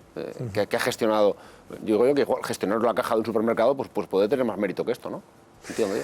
En fin, por la boca muere el pez muchas veces, está claro. Estas cosas, en fin, luego apelas a la hemeroteca y a la biblioteca y ves estas cosas y algunos tienen que callarse. Hay numerosos ministros que ha tenido España y en los últimos años que realmente no habían pasado de bachiller. Algunos estaban ahí rozando incluso el bachiller, que no tenían formación, más allá de que tengan especialización en el área concreta de su ministerio, que ese es otro debate. Pero ministros que tenían una formación muy básica. Pero si puede ser primaria, señores, formación primaria. La formación que necesitas, pero lo que no puedes es desacreditar al concejal porque no tenga esa formación. Es diferente. Vamos con las cosas de comer. Anuncios de medidas por parte del gobierno que, oye, a priori encantados de la vida. Si no tenemos que pagar peajes en la autopista, pues encantados, ¿no? Si los jubilados no tienen que pagar el copago sanitario, mejor que mejor. ¿Qué más podemos apuntarnos? O sea, si es que es verdad, todo lo que nos den gratis, vamos, gratis no hay nada, insisto, pero lo único gratis es el queso de la ratonera, el que muerde el ratón, es el único gratis, pero, Paco, o el maná del caído del cielo. Si tú no pagas el copago de los medicamentos, pues dices, oye, pues ya me lo están dando gratis. Pues si yo paso por la autopista Bilbao-Beovia y por la P7 y por la de La Coruña y no pago nada, pues yo voy gratis por ahí. Claro, yo no pago. Todavía estamos de declaración de la renta. Medidas que se están anunciando y que, señores, tendrán su coste, porque efectivamente, ahora vamos en la segunda parte, esto no es gratis. Al final hay que pagarlo y ya verán de dónde sale. Reacciones ante la propuesta, por ejemplo, de eliminar los peajes de las autopistas. Tenemos 3.000 y pico kilómetros de autopistas. Si desaparecen los peajes, a ver cómo se gestionan esas autopistas, cómo se mantienen, quién paga la infraestructura de mantenimiento, etc, etc, etc. Ministro de Fomento, don José Luis Ábalos, esto decía al respecto. Bien sabemos, este tramo, por ejemplo, lleva muchos años ya, y otros muchos que también que vence su concesión, por encima de la previsión que en su día se estableció. Se estableció una previsión suficiente para amortizar. En definitiva, aún así sabemos que tenemos una reflexión pendiente, que es la viabilidad y la sostenibilidad de esta red pública, que será un debate que tendremos que hacer cuando consigamos igualar en todos los territorios estas mismas vías. Lo que tiene poco sentido es que algunos territorios están penalizados y otros absolutamente liberados. Se estaba refiriendo el ministro Ábalos al tramo de la autopista Burgos-Armiñón, que va a ser una de las primeras afectadas por ese final del peaje, ¿verdad? Yo la conozco, la uso alguna vez, claro, porque es para evitarte el puerto de la Pedraja. ¿Qué cuesta la...? Me parece que son como 12 euros aproximadamente. 12 euros, yo no lo he hecho, no es entera, es cara, te permite evitar el puerto de la Pedraja. Se juntan muchos casos, porque os recuerdo, y los que algunos de aquí pues probablemente la hayáis utilizado, la célebre autopista Sevilla-Cádiz, los peajes se vienen prorrogando automáticamente años y años, que nunca se termina de pagar esa autopista. Yo no sé qué secreto encierra, ¿no? El dinero directamente va a un saco sin fondo, está claro, porque es verdad que se está pagando el peaje desde tiempos inmemoriales.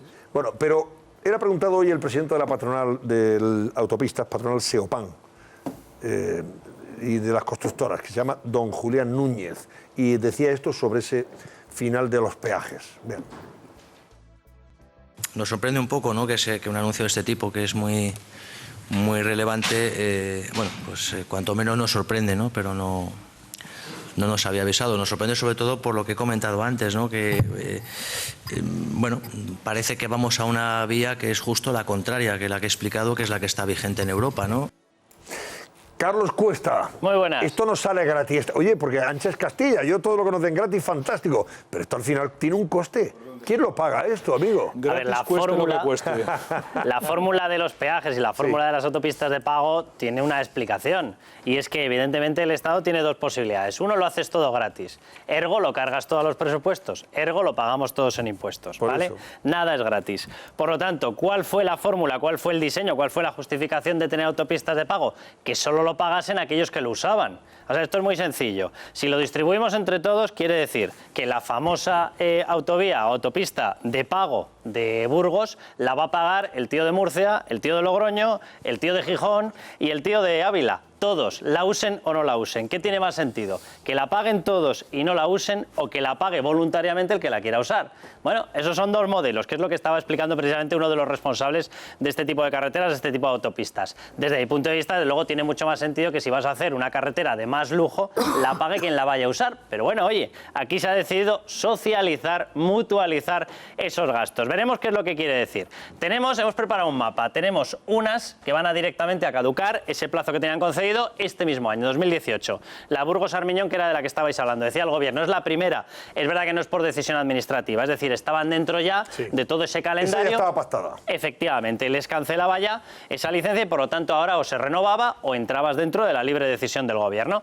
El resto van a oscilar entre el 19 y el 21 y son las que estamos viendo. Mucha parte afecta a Cataluña, directamente el tránsito desde Zaragoza hasta Lérida, Barcelona, Gerona, La Junquera, Tarragona, etcétera.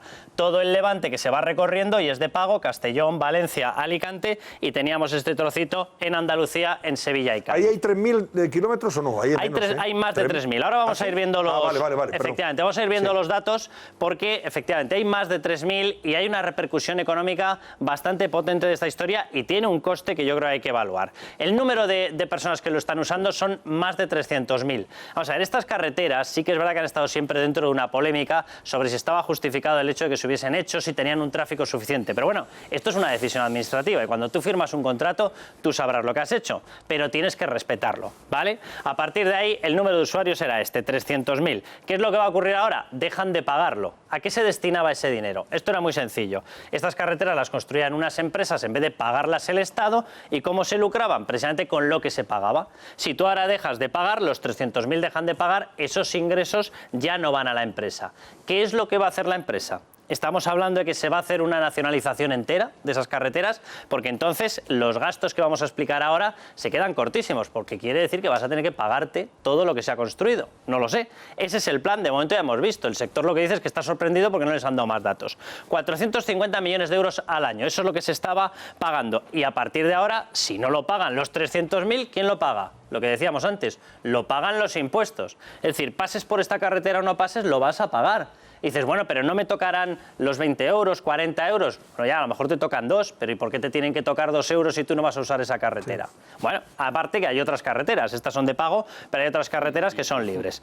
¿De dónde van a salir? Vía impuestos, vía, lógicamente, todo el conjunto de los contribuyentes. Lo que tú estabas comentando, más de 3.000 kilómetros, 3.039 kilómetros, y cuidado, atención, porque esto puede implicar una pérdida de más de 1.000 millones de euros al año. Es decir, no estamos hablando de ninguna tontería, que van a tener que salir, lógicamente, de recaudación de impuestos. Veremos cómo lo hacen, porque mientras estamos escuchando esos mensajes de que no va a haber una subida generalizada. Bueno, pues ya lo veremos. Pérdida, traducida a empleo, a mercado laboral. 1.300 empleos trabajan directamente en este tipo de carreteras. Son los equipos de los peajes, del control, son los equipos de mantenimiento que los estaban asumiendo las empresas privadas. Todo esto ahora pasa directamente a ser costeado con los impuestos. Todas las autopistas, que este es el punto más delicado, se van a incorporar a la red pública. Y aquí entramos en lo que fijaban esos contratos. Si se incorporan a la red pública, significa que vas a tener que pagar alguna indemnización a las empresas, porque ese coste de momento no lo hemos incorporado, porque se desconoce. ¿Van a pleitear? ¿No van a pleitear? ¿Van a exigir algún tipo de indemnización? Como empecemos con una batalla, ya veremos cómo acaba y en qué coste nos acabamos poniendo. El mantenimiento, lo que decía, estaba dentro de estos 1.300 empleos. Ahora también pasa a depender del Estado. Es decir, no solamente vas a pagar, lógicamente, la utilización, sino que eso tiene que tener una calidad. Sí. Y como tiene que tener un mantenimiento, alguien lo tendrá que pagar. ¿Quién lo va a tener que hacer? El Estado. Es decir, a través de la red pública. Todo esto pasaría al coste general que tiene que ir incorporado vía presupuestos dentro del Ministerio de Transportes. Es decir, lo pasamos a pagar todos. Veremos qué es lo que pasa. Yo mucho me temo, porque cuidado, aquí hay una interpretación, si puede haber una reclamación judicial, si no puede haber una reclamación judicial, veremos en qué acaba. Bueno, te pregunto también por eliminar el copago farmacéutico, que también es muy loable. Lo anunciaba el otro día la ministra de Sanidad. Creo que anoche también el propio Pedro Sánchez lo decía en estos términos. Vamos a escucharlo. El debate es cuándo vamos a poder acabar con el copago farmacéutico que tienen muchísimos mayores en nuestro país. Y yo lo que les digo es que el Gobierno de España está mirando las cuentas públicas que nos dejó el anterior Gobierno y vamos a ver si hay suficientes recursos para poder sacarlo adelante.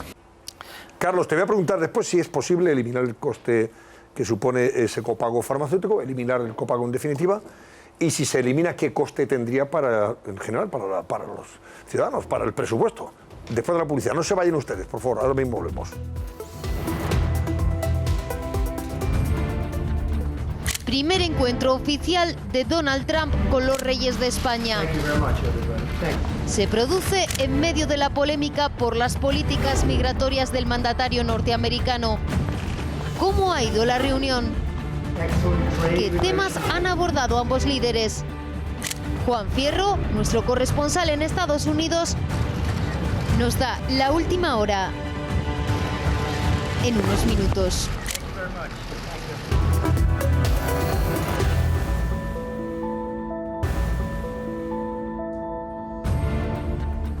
Primer encuentro oficial de Donald Trump con los reyes de España. Se produce en medio de la polémica por las políticas migratorias del mandatario norteamericano. ¿Cómo ha ido la reunión? ¿Qué temas han abordado ambos líderes? Juan Fierro, nuestro corresponsal en Estados Unidos, nos da la última hora en unos minutos. Enseguida conectaremos con Juan Fierro, el corresponsal de 13 y COPE Estados Unidos, para que nos hables de esa presencia de los reyes en la Casa Blanca con Trump y su esposa Melania. Carlos, tenías pendiente una respuesta. Si se elimina el copago sanitario a los pensionistas, fundamentalmente, creo que lo pagan nada más que los pensionistas, ¿no? Lo pagamos todos, pero todos pagamos. ¿Sería para eliminarlo a los pensionistas o en general a todos? Vamos a ver, tendremos que acabar viendo cuál es la plasmación real de esta norma, pero se supone que quedarían exentas o irían quedando exentas las capas más vulnerables, con lo cual lo lógico sería que a los pensionistas no les afectase y afectase a todos los demás. Ahora, el coste, 450 millones de euros. Ahora, yo simplemente por deslizarle algo al Partido Socialista, en todo el norte de Europa, la medida de financiación de los sistemas de estado de bienestar se está haciendo con copagos lanzados por los partidos socialistas. Es decir, en estos momentos el Partido Socialista aquí está yendo en contra de lo que están marcando todos los partidos socialistas del norte de Europa. Ellos sabrán lo que hacen. Pero es que ahora mismo el sistema de copago que hay, precisamente lo que trata es de establecer un copago en función de la renta, es decir, de proteger a los más vulnerables. Hay pensionistas que pagan una parte de sus medicamentos porque tienen una pensión máxima de 2.000 euros mayor que a lo mejor un parado que está cobrando una prestación de 500.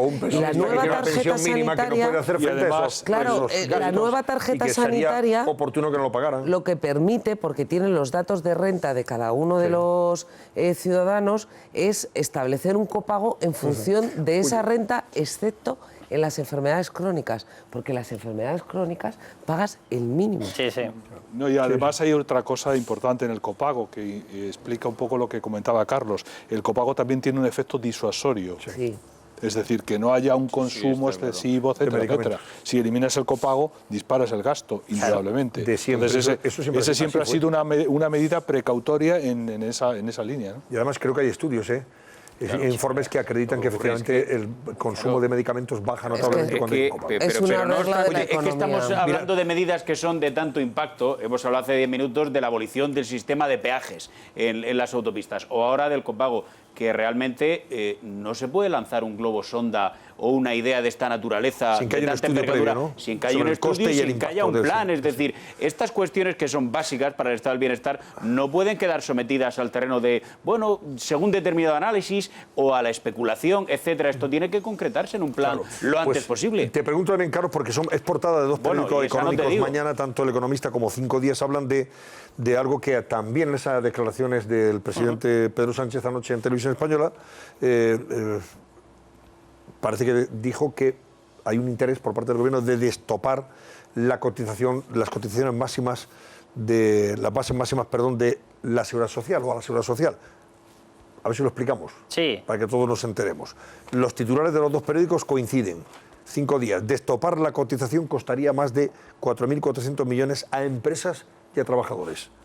La propuesta de Sánchez elevaría un 25% el coste laboral de los trabajadores más cualificados, que tendrían que abonar, lógicamente, las empresas. El Economista.es dice que destopar cotizaciones costará 3.728 millones solo a las empresas. Aquí no habla de los trabajadores, porque la medida anunciada por Sánchez obligaría a los empleados a pagar 742 millones. Por eso salen esos 4.400 millones. ¿Esto qué significa concretamente? A ver, vamos a quitar el término, el palabra destopar, y vamos a explicarlo. Destopar tiene un palabra feo, es verdad. Tú vas pagando tu sueldo, ¿vale? Vas recibiendo tu sueldo, y a partir de ahí, a medida que crece tu sueldo, va creciendo tus impuestos, el IRPF, y va creciendo tu cotización social, ¿vale? Hay una parte que la paga, 20 y pico puntos, te lo paga la empresa. Hay 5 puntos, 6 puntos que pagas tú, como trabajador. Pero lo cierto es que además... En función del sueldo que recibes. Bueno, no, ese es el reparto estándar, y luego eso va en porcentaje con respecto a tu sueldo, con lo cual a medida que tú cobras más, lógicamente va subiendo tu cotización.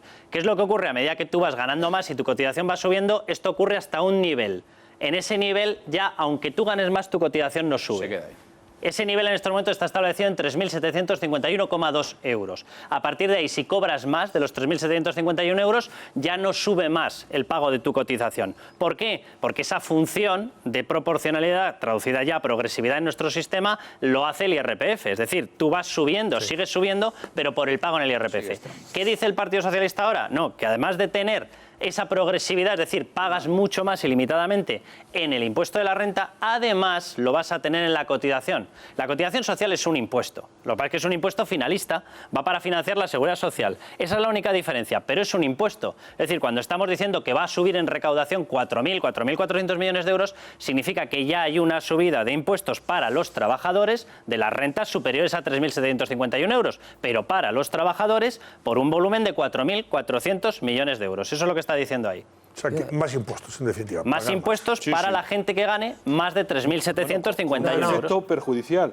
Que pagar más impuestos no significa que te revierta a ti mayor cantidad posteriormente, ni muchísimo menos. Y esto tiene unas consecuencias de penalización para los propios trabajadores y para la creación de empleo para las propias empresas. Claro. Es otra barrera de entrada, digamos, para los naturalmente, claro, a medida que va subiendo la presión sobre empresas y trabajadores, pues tiene ese efecto. El palabra de estopar, pues trae esa... Nos quejamos del coste que tiene el trabajo en España. Este es el coste del trabajo en España. Esa es una de las razones por las que en otros países el paro estructural es un 3% y aquí no bajamos del 10 ni a tiros. Con eso aumentas los ingresos de la seguridad social, pero lo único que estás haciendo es desincentivar al trabajador para ganar un salario más elevado, porque después tienes una pensión máxima. Es decir, que tú cotices más no significa que después vayas a cobrar más. La pensión máxima, esa no se destopa. Esa tiene un tope. Y luego hay otro efecto perverso por el que están desincentivando a los trabajadores, que se está haciendo mucho hincapié en que hay que subir las pensiones mínimas. Pero si no se suben todas y al final igualamos la pensión mínima con la máxima o las dejamos muy cerca, ¿qué incentivos tenemos para las personas que a lo mejor al final de su vida laboral deciden trabajar un poco más para cotizar más o redondear, intentar elevar su pensión haciendo aportaciones extraordinarias a la seguridad social? Ninguna. Te compensa al final llevarlo a un fondo privado o a un fondo de inversión porque no revierte. Y jubilarte cuando es otro, Antonio, es otro palo a la burra de las rentas de trabajo. Es decir, se hacen grandes alardes de vamos a las grandes fortunas, no sé qué. Las grandes fortunas tienen piezas y se escapan como buenamente pueden, evidentemente. Pero las rentas de trabajo otra vez se vuelven a penalizar y otra vez sobre las clases medias se vuelve a... Pero además, cuidado porque las cuantías de las que estamos hablando son brutas, ¿eh? Es decir, no estamos hablando de gente que cobra 500.000 euros, 300.000 euros. No, estamos hablando de gente que va a cobrar 50.000 euros, 50 y pico mil euros. Y habrá gente que diga, bueno, eso es gente que le sobra el dinero. Bueno, yo sé si es gente que le sobra el dinero. Yo simplemente digo que las últimas 3 reformas fiscales que ha habido en España, la que hizo el Partido Socialista, la que hizo después de subida de impuestos el Partido Popular y la que hizo de bajada de impuestos selectiva el Partido Popular, estas dos golpearon especialmente a esa capa. Y esta no recuperó nada para esa capa. Es decir, después de 3 reformas se ha ido incrementando sistemáticamente el nivel de esa capa. Esa capa es una capa que empieza a ser directivo. Si tú bombardeas esa capa, es muy complicado que te traigas cuadros directivos de ninguna empresa. Y sobre todo, además, cuidado, porque determinados cuadros directivos de pymes que pueden chapucear el sueldo, les puede interesar el resto no pagártelo en A, les puede interesar pagártelo en B. Porque si el palo va a ser excesivo, empiezas a generar un mercado negro. Y esto empieza a ser delicado. O en beneficios sociales, o irte a trabajar a otro país donde tengas una pensión más alta y donde necesites menos años de cotización para tener una pensión. Cuando tienes un determinado nivel de estudios, ¿qué necesidad tienes de seguir estando aquí? Te vas. Esa es una de las trabas a las familias. Porque un nivel de renta de 50.000 euros en una familia con 3 o con 2 hijos, que era de lo que hablabas al inicio del programa, además es que algunas no de le estas compensa medidas, nada. Esto, al contrario, le está penalizando. Algunas de estas medidas que pueden sonar bien, no digo que sea el caso de esta, pero algunas que pueden sonar bien, realmente la pregunta que hay que formularse es ¿el dinero de dónde va a salir? ¿El dinero sustitutivo de dónde va a salir? Aquí lo que estamos viendo es que hay un sobrecoste que van a tener que asumir las empresas de 3.800 millones de euros. Cuando tú una empresa... Y 742 millones los trabajadores. Las hacen mucho menos competitivas. Sea del tamaño que sea la empresa, les están metiendo una serie de sobrecostes de 3.800 millones de euros. Estás haciendo 2 cosas. Primero, minando su capacidad de contratación de nuevos trabajadores y segundo, eliminando también la voluntad que pueda tener la empresa de mejorar las condiciones de los trabajadores que ya tiene. Y al final, los empleados son los que terminan pagando el pato. No hay margen de dónde sacar. Si hoy por hoy un empleado que cuesta al final 2.000 euros, si tú te pones a analizarlo, descuentas las cotizaciones sociales que paga la empresa, las cotizaciones después que paga el trabajador, y le quitas el IRPF y casi la mitad se lo ha llevado el Estado. De esos 2.000 euros ya han sido impuestos, ya prácticamente la mitad. Y cuando ese empleado, de esos 2.000 euros que al final es lo que genera, porque es lo que se acaba pagando por él, a él le quedan 1.000, va a hacer cualquier gasto, el 21% de IVA, que también va al Estado. Si al final haces la cuenta, aproximadamente el 60-70% de esos 2.000 euros termina en el Estado, en distintas cotizaciones y en distintos impuestos.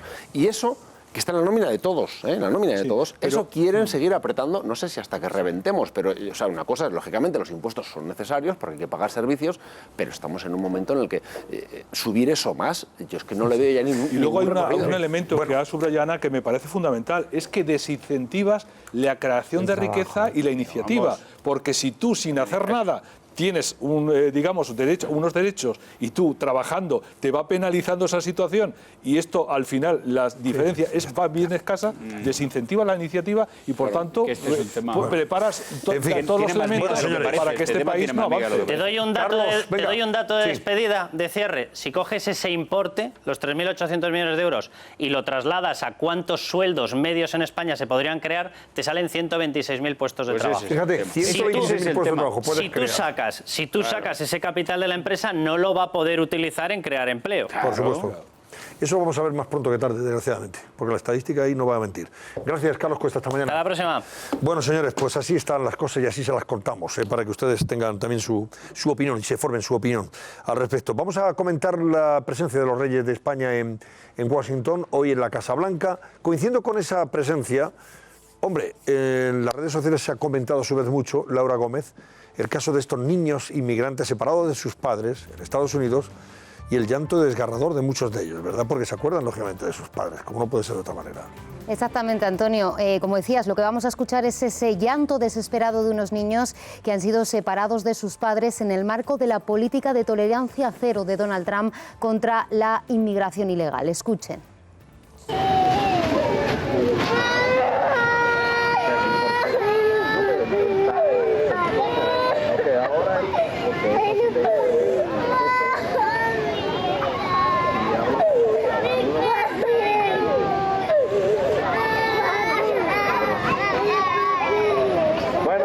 Tenemos una orquesta. Los niños llaman desesperadamente a sus padres y a sus madres y esa frase que habéis escuchado, tenemos una orquesta aquí pronunciada por uno de los guardias, ha generado un gran revuelo de críticas. Pero hay más. Ahora van a escuchar la súplica. ¿Dónde se grabaron estas imágenes, Laura? Se grabaron en un campo en un campo de concentración entre la frontera de México y Texas. Texas. Donde un campo de concentración, en un campo donde están, donde Donald Trump tiene a esos niños que les ha separado de sus padres, unos 2.000 niños, en la frontera entre México y Texas. Pero vamos a escuchar ahora, como te estaba diciendo, la súplica de esa niña por reencontrarse con su tía. ¿De dónde son ustedes?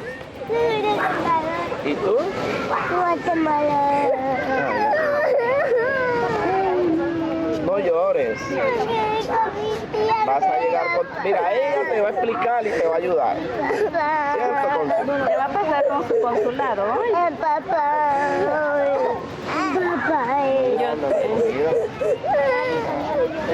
Con mi tía por lo menos para que después llegue. ¿Me puedes abrir la puerta? Ahí me cerró la puerta esa. Que me venga a traer mi tía para llevarme. Ella llama a tu tía si tú tienes número y habla con tu tía. Tengo el número de ella. Pues ahorita ella te ayuda para que hable. ¿Y por qué se han separado a estos niños de sus padres? Pues es verdad que actualmente no hay una ley que establezca que cada familia que ingrese en Estados Unidos sin papeles deba separarse, pero lo que sí que existe es una ley según la cual todos los adultos detenidos tras cruzar ilegalmente la frontera deben ser procesados penalmente. Y cuando esto ocurre, la separación de los padres con sus hijos es inevitable. Pero si estas grabaciones que hemos escuchado ya han generado indignación, fijaos en esto, porque en este viejo almacén al sur de Texas, donde te decía Antonio, es donde Donald Trump tiene a cientos de niños separados de sus padres. Rodeados de rejas, como los veis, hacen su vida detrás de esos alambres metálicos y a la espera, como han escuchado en ese audio, de reencontrarse con sus padres. Una política migratoria que ha arrinconado a Trump y por la que ha recibido miles de críticas. Él ha contestado vía Twitter. Dice, siempre debemos arrestar a las personas que intentan entrar ilegalmente a nuestro país. De 12.000 niños, 10.000 son enviados por sus padres en un viaje muy peligroso y solo 2.000, como te decía Antonio, son 2.000 niños, vienen acompañados de sus padres, muchos de los cuales ya han tratado de ingresar ilegalmente en nuestro país en numerosas ocasiones.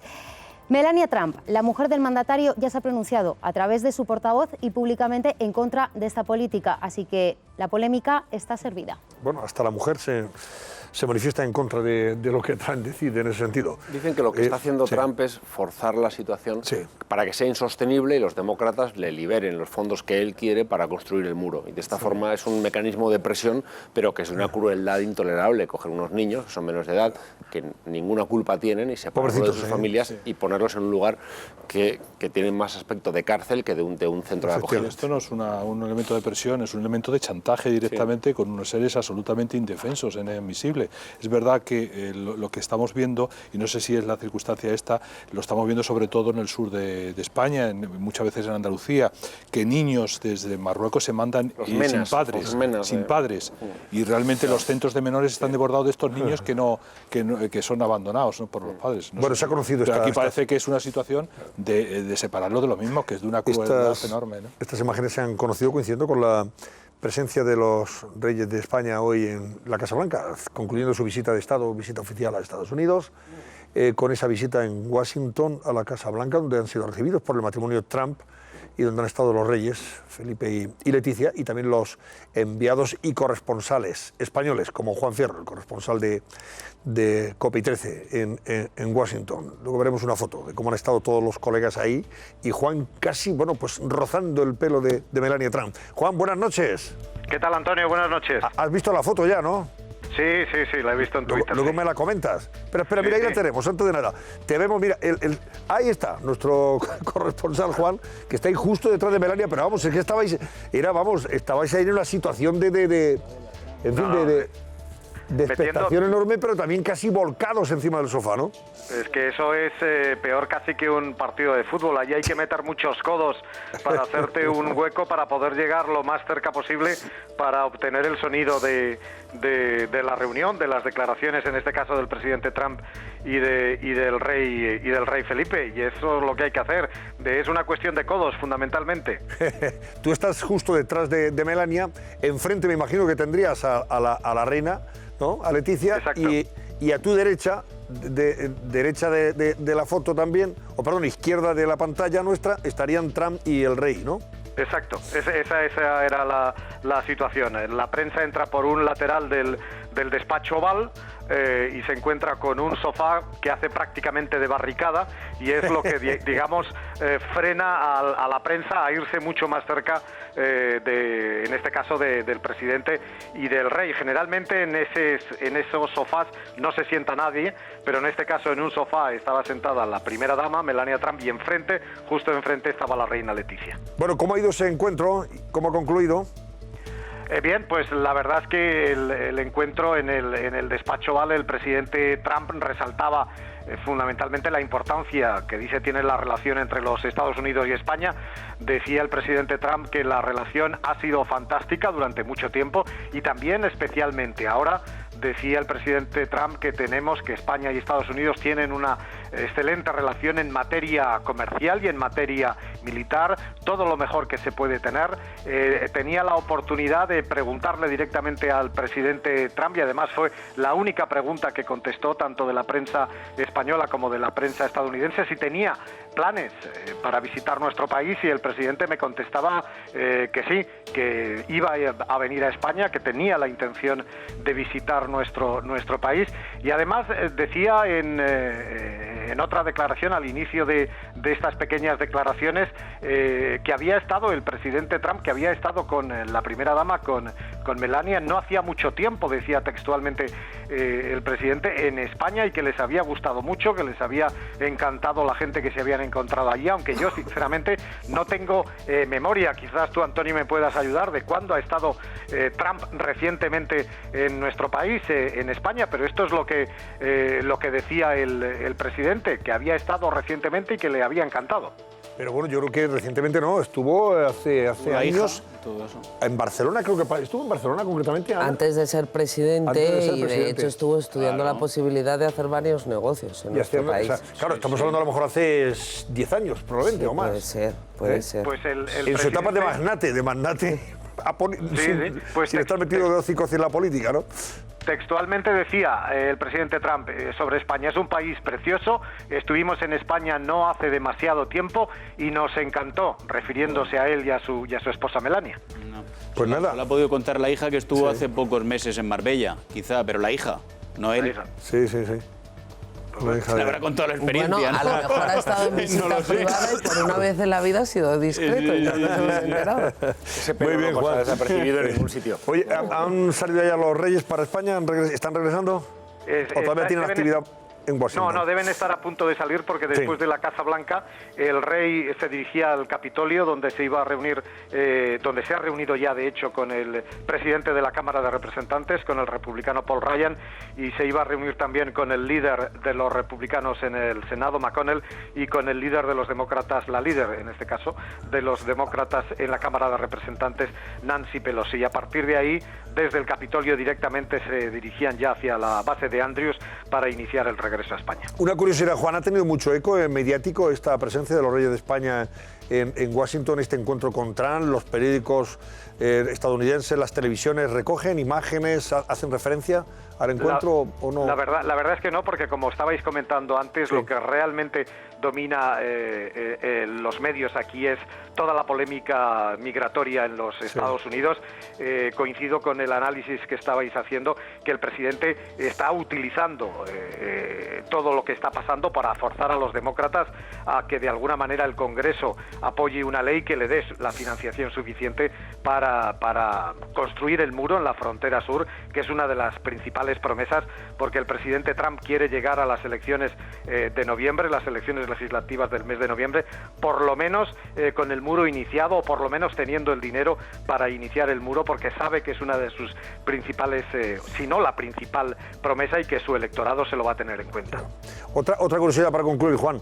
Ha habido visita oficial, es una visita de Estado, pero en este caso no ha habido esa recepción que organiza a veces la Casa Blanca con los mandatarios extranjeros, cena de gala, invitación de personajes y personalidades relevantes de la vida norteamericana y algún español que vive por allí. No ha habido nada de eso, ¿no? Es que Antonio, no ha sido visita de Estado, esto ha sido una visita de trabajo, casi una visita de cortesía, porque el objetivo del viaje fundamentalmente era visitar Nueva Orleans en Luisiana y San Antonio en Texas, y la verdad es que este ha sido un pase por Washington prácticamente de cortesía, porque era el rey no se había encontrado con el presidente Trump, y la cortesía manda que quizás si esto hubiera pasado con el presidente Obama, al que el rey ya había visitado en la Casa Blanca, quizás esta visita no se hubiera producido, pero era la cortesía imponía y mandaba que había que visitar al nuevo inquilino de la Casa Blanca. Esa es la razón fundamental. Si hubiera sido una visita de Estado, hubiéramos tenido primero una recepción en los jardines de la Casa Blanca con palabras del rey y con palabras del presidente Trump, y también una cena de gala, que es la que cerraría la visita de si fuera, como te digo, una visita de Estado. No hemos tenido eso. Lo que sí hemos tenido es una gran tormenta esta tarde sobre Washington, que nos ha calado a todos hasta los huesos mientras esperábamos la llegada de los Reyes a la Casa Blanca. Muy bien, Juan Fierro, gracias. Aclarado entonces el asunto, me parece muy interesante que se aclare. Gracias y buenas noches. Buenas noches, Antonio. Un abrazo, Juan Fierro, desde Washington. Es verdad, porque estábamos valorando si era una visita de Estado, una visita oficial, que al final es una visita de cortesía. Pero no era de Estado. Efectivamente. Y es muy importante siempre eso para valorar el alcance de los gestos y de los actos, ¿no? De todas formas, una tormenta sobre Washington no debía ser noticia teniendo al presidente Trump, que organiza una diariamente. Me ha hecho gracia diciendo que las relaciones comerciales son muy buenas, teniendo en cuenta el conflicto que hay ahora mismo abierto, por ejemplo, con los exportadores de aceituna negra. La aceituna negra, a las que ha subido el arancel y pone en riesgo pues prácticamente todos los productos que se benefician de la paz, ¿no? Menos mal que las relaciones son buenas, madre mía. Bueno, señores, semana caliente la que tiene también por delante el rey Felipe con Cataluña, porque saben que el viernes, aunque no lo crean ustedes, el viernes se inauguran los Juegos del Mediterráneo. Ahí tenemos unos Juegos. Claro, estamos todo el día con la matraca esta del separatismo y no nos enteramos, nadie se ha enterado, entonces porque tampoco han tenido ningún interés ellos en promocionarlo, que hay unos Juegos del Mediterráneo donde vienen los países del Mediterráneo a competir. Los últimos fueron una especie de Juegos Olímpicos a pequeña escala. Los anteriores que se celebraron en España fueron en Almería. Tuvieron mucho éxito, por eso esas tuvieron trascendencia, éxito y difusión. Esto no se han enterado, yo creo, ni en Tarragona, desgraciadamente. Saben los tarraconenses que tienen unos Juegos el próximo viernes. El rey va a estar ahí, no se sabe si va a ir Torra, el presidente separatista y golpista, o xenófobo. ¿Y qué más? Pues saben ustedes que, por ejemplo, los premios Princesa de Gerona, que habitualmente organizaba el ayuntamiento y organizaba también la Diputación de Gerona, pues estos señores no quieren que tengan como escenario algún local municipal o público que dependa de la Generalitat o de la Diputación, y claro, pues poco menos se están expulsando, ¿no?, a los posibles ganadores de esos premios y por supuesto a los que llevan su nombre, a los reyes que tendrían que estar ahí, en nombre de la princesa de Gerona. Susana Ollero, cuéntanos, porque ha habido quien ha acogido como sede estos premios y ya los independentistas les están amenazando. Hoy lo contaba, por cierto, El Mundo. Pues así es, Antonio. Semana tensa la que le espera al rey Felipe VI, que mañana por la mañana va a aterrizar en Madrid de vuelta de ese periplo por Estados Unidos que estábamos viendo. Bueno, pues el viernes arrancan esos Juegos del Mediterráneo en Tarragona y el presidente de la Generalitat, Quim Torra, aún está valorando si acudir o no para plantar al monarca. Así lo ha dicho esta misma mañana la portavoz del Gobierno, Elsa Artadi. Estamos ahora valorando la decisión sobre los Juegos del Mediterráneo a un rey que justifica la violencia contra los ciudadanos que están pacíficamente intentando ir a votar. Por tanto, sí que les pedimos que reflexionen, que valoren todo lo que ha pasado también desde el 3 de octubre. Pues así las cosas, la foto de Felipe y Torra, aún en la inauguración, es una incógnita. Lo que sí sabemos ya son dos cosas: que la agenda no incluye ningún acto adicional o cena con el monarca y que ya ha habido dos confirmaciones. Por un lado, la del presidente del Gobierno, la de Pedro Sánchez, que sí irá, ha dicho que sí irá, y la del presidente del Parlamento, Roger Torrent, que no irá, porque según él ya hay suficiente representación institucional. Bueno, pues aquí no acaban los problemas, como les contaba Antonio, para la monarquía en Cataluña. La próxima semana se celebran los premios Princesa de Girona, el 28 y 29 de junio en concreto. Bueno, pues en esta ocasión el rey ha sido vetado directamente. La alcaldesa de Girona se ha negado a celebrar el evento en el auditorio de la ciudad, como todos los años, e incluso ha propuesto a la dirección del recinto que no acoja más esta gala. La excusa que ha puesto el Ayuntamiento de Girona a la organización de los premios, que el auditorio está en obras. Pues desde el Ayuntamiento nos informaron de que el auditorio y la fira es importante porque nosotros utilizamos los dos espacios y van a estar en obras, con lo cual no podíamos disponer de ellos. Finalmente los premios se celebrarán aquí en un centro de los hermanos Roca, en concreto un centro de eventos llamado Mas Marroc. Bueno, pues está en un municipio gerundense que se llama Vilablareix, algo que no ha sentado tampoco nada bien a su alcalde. Vean el tuit que ha publicado en concreto David Mascort, el alcalde de este municipio.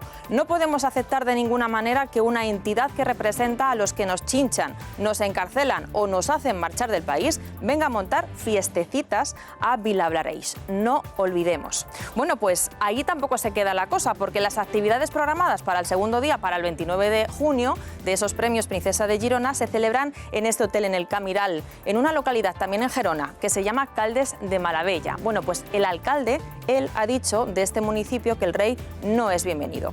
Nos hemos puesto en contacto esta tarde con prensa de la Fundación Princesa de Girona y nos han asegurado que los actos se van a celebrar en esas dos sedes tal y como lo tenían programado, que no va a haber ningún cambio. Y por cierto, Pedro Sánchez, un dato curioso, no va a asistir porque estará por primera vez en la cumbre de jefes de Estado y de Gobierno de la Unión Europea en Bruselas. Bueno, ¿qué dice a todo esto la Generalitat, a este veto? Pues que está totalmente justificado. Escuchen otra vez al Sartadi. Me parece que responde a la reacción ciudadana al trato que entienden que ha recibido por parte de la corona española y en particular por parte del rey Felipe. Así que, como ves, Antonio, al rey Felipe le esperan 2 semanas muy complicadas, sí señor. ¿Vosotros publicabais hoy, además? Sí, la presión Marco, que está los hermanos Roca son unos tipos excelentes, grandes profesionales de... Bueno, su restaurante, por cierto, el Celler, ¿no? De Can Roca, ha sido el segundo mejor valorado del mundo. Otra vez ha quedado en la lista esa de los 50 mejores del mundo como el segundo.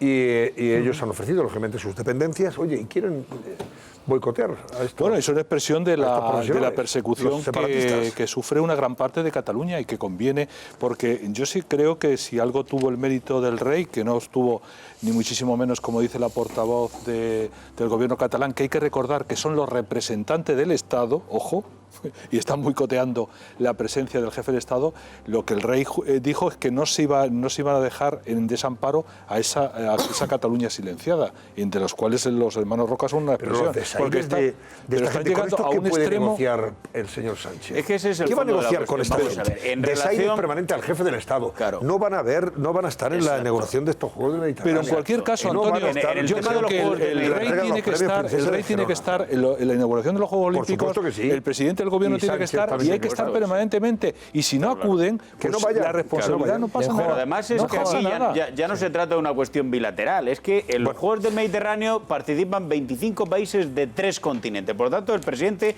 de una comunidad autónoma que es anfitriona, que en este caso es Cataluña, en este caso la sede es Tarragona, que no se haga presente, pues ya dice bastante, ¿no?, sobre lo que él entiende en relación al respeto institucional. Y luego en la cuestión de los premios Princesa de Gerona, y un poco en la línea que estabas apuntando, sí, a mí me parece muy bien. Lógicamente tiene que haber un proyecto político para intentar arreglar la situación en Cataluña, se tienen que tender puentes, tiene que haber un diálogo, todo eso está fantástico.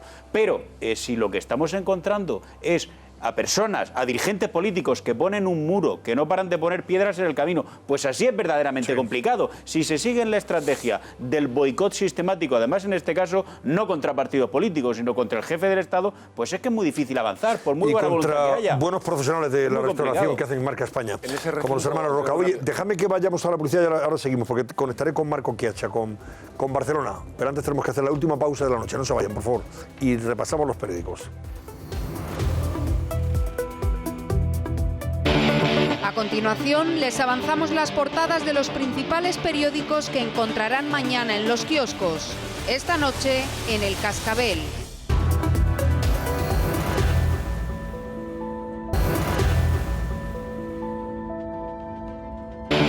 A continuación, les avanzamos las portadas de los principales periódicos que encontrarán mañana en los kioscos. Esta noche, en El Cascabel. Venga, portadas. Empiezo por El Mundo, periódico que dirige Paco Rosell. Cospedal inicia la batalla del PP con reproches a Santamaría. Es el titular del Mundo. Habla de declaraciones de una y otra. He dado la cara y siempre la daré. Me la han partido unas cuantas veces, lo sé, pero siempre me he vuelto a levantar, dijo Cospedal. Y Santamaría dice, soy una militante más y me presento a ofrecer lo que creo que quieren muchos, unidad, responsabilidad e integridad. Casado ha rechazado la oferta de la exsecretaria general de integrarse en su equipo. Ya nos lo contaba esta noche la propia María de Cospedal. Foto de portada para los Reyes en Washington. Una relación excelente, es lo que ha dicho Trump sobre esa presencia de los Reyes de España. Y también hay otros titulares, como por ejemplo el hecho de que Europa plantea financiar centros para inmigrantes fuera de la Unión Europea. Voy con la portada de ABC, que como ven ustedes está protagonizada por los 3 candidatos con más posibilidades de presidir el partido, Soraya Sáenz de Santamaría, Cospedal y Pablo Casado. Comienza la carrera más abierta por el liderazgo del PP. La renuncia de Núñez Feijóo abre la pugna de 2 enemigas íntimas por lanzar un partido del que Casado se ofrece como renovador. Y en su página 2 de titulares, ABC destaca: la Unión Europea quiere crear campos en África para frenar la ola de refugiados. Trump ante don Felipe le ha dicho que irá a España. El presidente de Estados Unidos apuesta por la distensión en su primer encuentro con los Reyes. Y también habla de que España camina hacia la extinción progresiva tras el peor dato de nacimientos del siglo. A propósito de esos datos anunciados o comentados, del Instituto de Estadística. Y sobre ese asunto es el titular destacado del País: el declive demográfico se acelera en España con una cifra récord de mortalidad. El número de fallecimientos en 2017 es el más elevado desde 1941. Superó en más de 31.000 al número de nacimientos, cosa que hemos comentado al comienzo de nuestro programa. A propósito de estos datos del Instituto Nacional de Estadística sobre movimiento natural de la población, el invierno demográfico que está viviendo en España. Foto de portada para los Reyes y Trump en Washington. También habla del duelo de Cospedal y Santamaría por el liderazgo que sacude al PP, según El País. Las 2 aspirantes reivindican los logros de Rajoy y apelan a la unidad del partido. Y también se comenta en la página del País, en la portada, el desacuerdo político atasca el pacto sobre la revalorización de las pensiones. La Razón, foto de portada también de Trump y el rey Felipe con sus esposas. Trump a los reyes en la Casa Blanca, iré a España, que es el titular que se ha destacado de las palabras de Trump. Y sobre la situación en el PP, Casado será clave en el duelo Cospedal-Santa María por el PP. El partido teme que la batalla sucesoria sea una lucha personal y espera a Ana Pastor. Claro, mañana concluye el plazo para presentar candidato, vamos a ver qué pasa, ¿no? Parece que podría presentarse el que ha sido ministro de Fomento, Íñigo de la Serna, pero no se dice nada de Ana Pastor, que pudiera dar también ese paso. El vicesecretario rechazó ir en la lista de la exministra de Defensa y Rajoy se incorpora hoy a su plaza de registrador de la propiedad. Voy con La Vanguardia, que destaca que el PP se divide entre Cospedal y Santa María. Siempre he dado la cara, me la han partido, pero me he vuelto a levantar, ha dicho la secretaria general, y lo que ha dicho la ex vicepresidenta, sé lo que es estar en el gobierno y también lo que es estar en la oposición. Trump traslada a los reyes que le gustaría visitar España, y es también foto de portada de La Vanguardia, y Sánchez admite que no habrá una nueva financiación autonómica. El presidente aduce la falta de tiempo, aunque quiere acabar el mandato en el 2020. Y si entran en la página web de COPE, a esta hora pueden ver, entre otras noticias, las siguientes. Trump y su esposa reciben a los reyes de España en la Casa Blanca. El Real Madrid se ha proclamado campeón de la Liga ACB de baloncesto. Enhorabuena a los madridistas. Lleva el Real Madrid, vaya, qué buena racha. Qué pedazo de equipo. Magnífica. Este año ha hecho un papelón extraordinario. El Real Madrid de baloncesto ha ganado la Europa League, que es, ¿no? La Liga de Campeones, Euroliga, perdón. Equipo y extraordinario. La Euroliga de baloncesto. Y ha ganado esta noche frente al Baskonia, ha ganado la Liga de la ACB. O sea que enhorabuena a Lasso y a todos los componentes de esa extraordinaria plantilla. Y algunos titulares más de esta página web de COPE, hombre, sobre el Mundial de Rusia, muchísimas noticias, ¿eh? O sea que yo les invito a que ustedes la lean y vean muchos temas de interés en relación con el Mundial de Rusia que están contando los enviados especiales de la cadena COPE. Sobre el PP, que está buscando a su líder, Cospedal y Santa María, historia de un desencuentro. Noticias que pueden leer, insisto, en la página web de COPE a esta hora de la noche. Bueno, señores, pues tenemos que ir marchándonos porque ya es muy tarde, no sin antes cerrar el barómetro. ¿Cómo ha concluido nuestro particular proceso de primarias? Pues primero vamos a recordar, Antonio, el resultado que obtuvieron ese 4 de junio cuando lanzamos la misma pregunta en el barómetro. Cospedal ganó con un 53%. Pues hoy se vuelve a repetir ese resultado, incluso un poquito más. Cospedal gana este barómetro, este enfrentamiento, con un 54,3% frente a un 45,7% que obtiene Soraya Sáenz de Santa María. Bueno, pues eso es lo que han decidido nuestros espectadores. Vamos a ver qué dicen los militantes. De momento ha ganado dos veces que han confrontado en esta pantalla, en este programa. Los espectadores han decidido que sea Cospedal, la presidenta del partido. Hoy tenemos entre dos y a Fernando de Aro, presto y dispuesto para decirnos qué invitados tiene y con quién ha dialogado. Venga, adelante, Fernando, buenas noches. Antonio, esta noche tenemos en Entre Dos a Juan José Gómez Cadenas, que es nuestro mejor físico de partículas en España, pero es también novelista y poeta. Ese es nuestro primer invitado hoy en Entre Dos, y luego tendremos con nosotros al gran José María Carrascal, que a sus 88 años sigue escribiendo. Vamos a hablar de su último libro.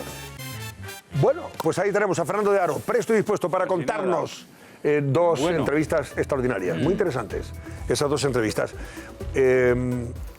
Tenemos que despedirnos, Paco.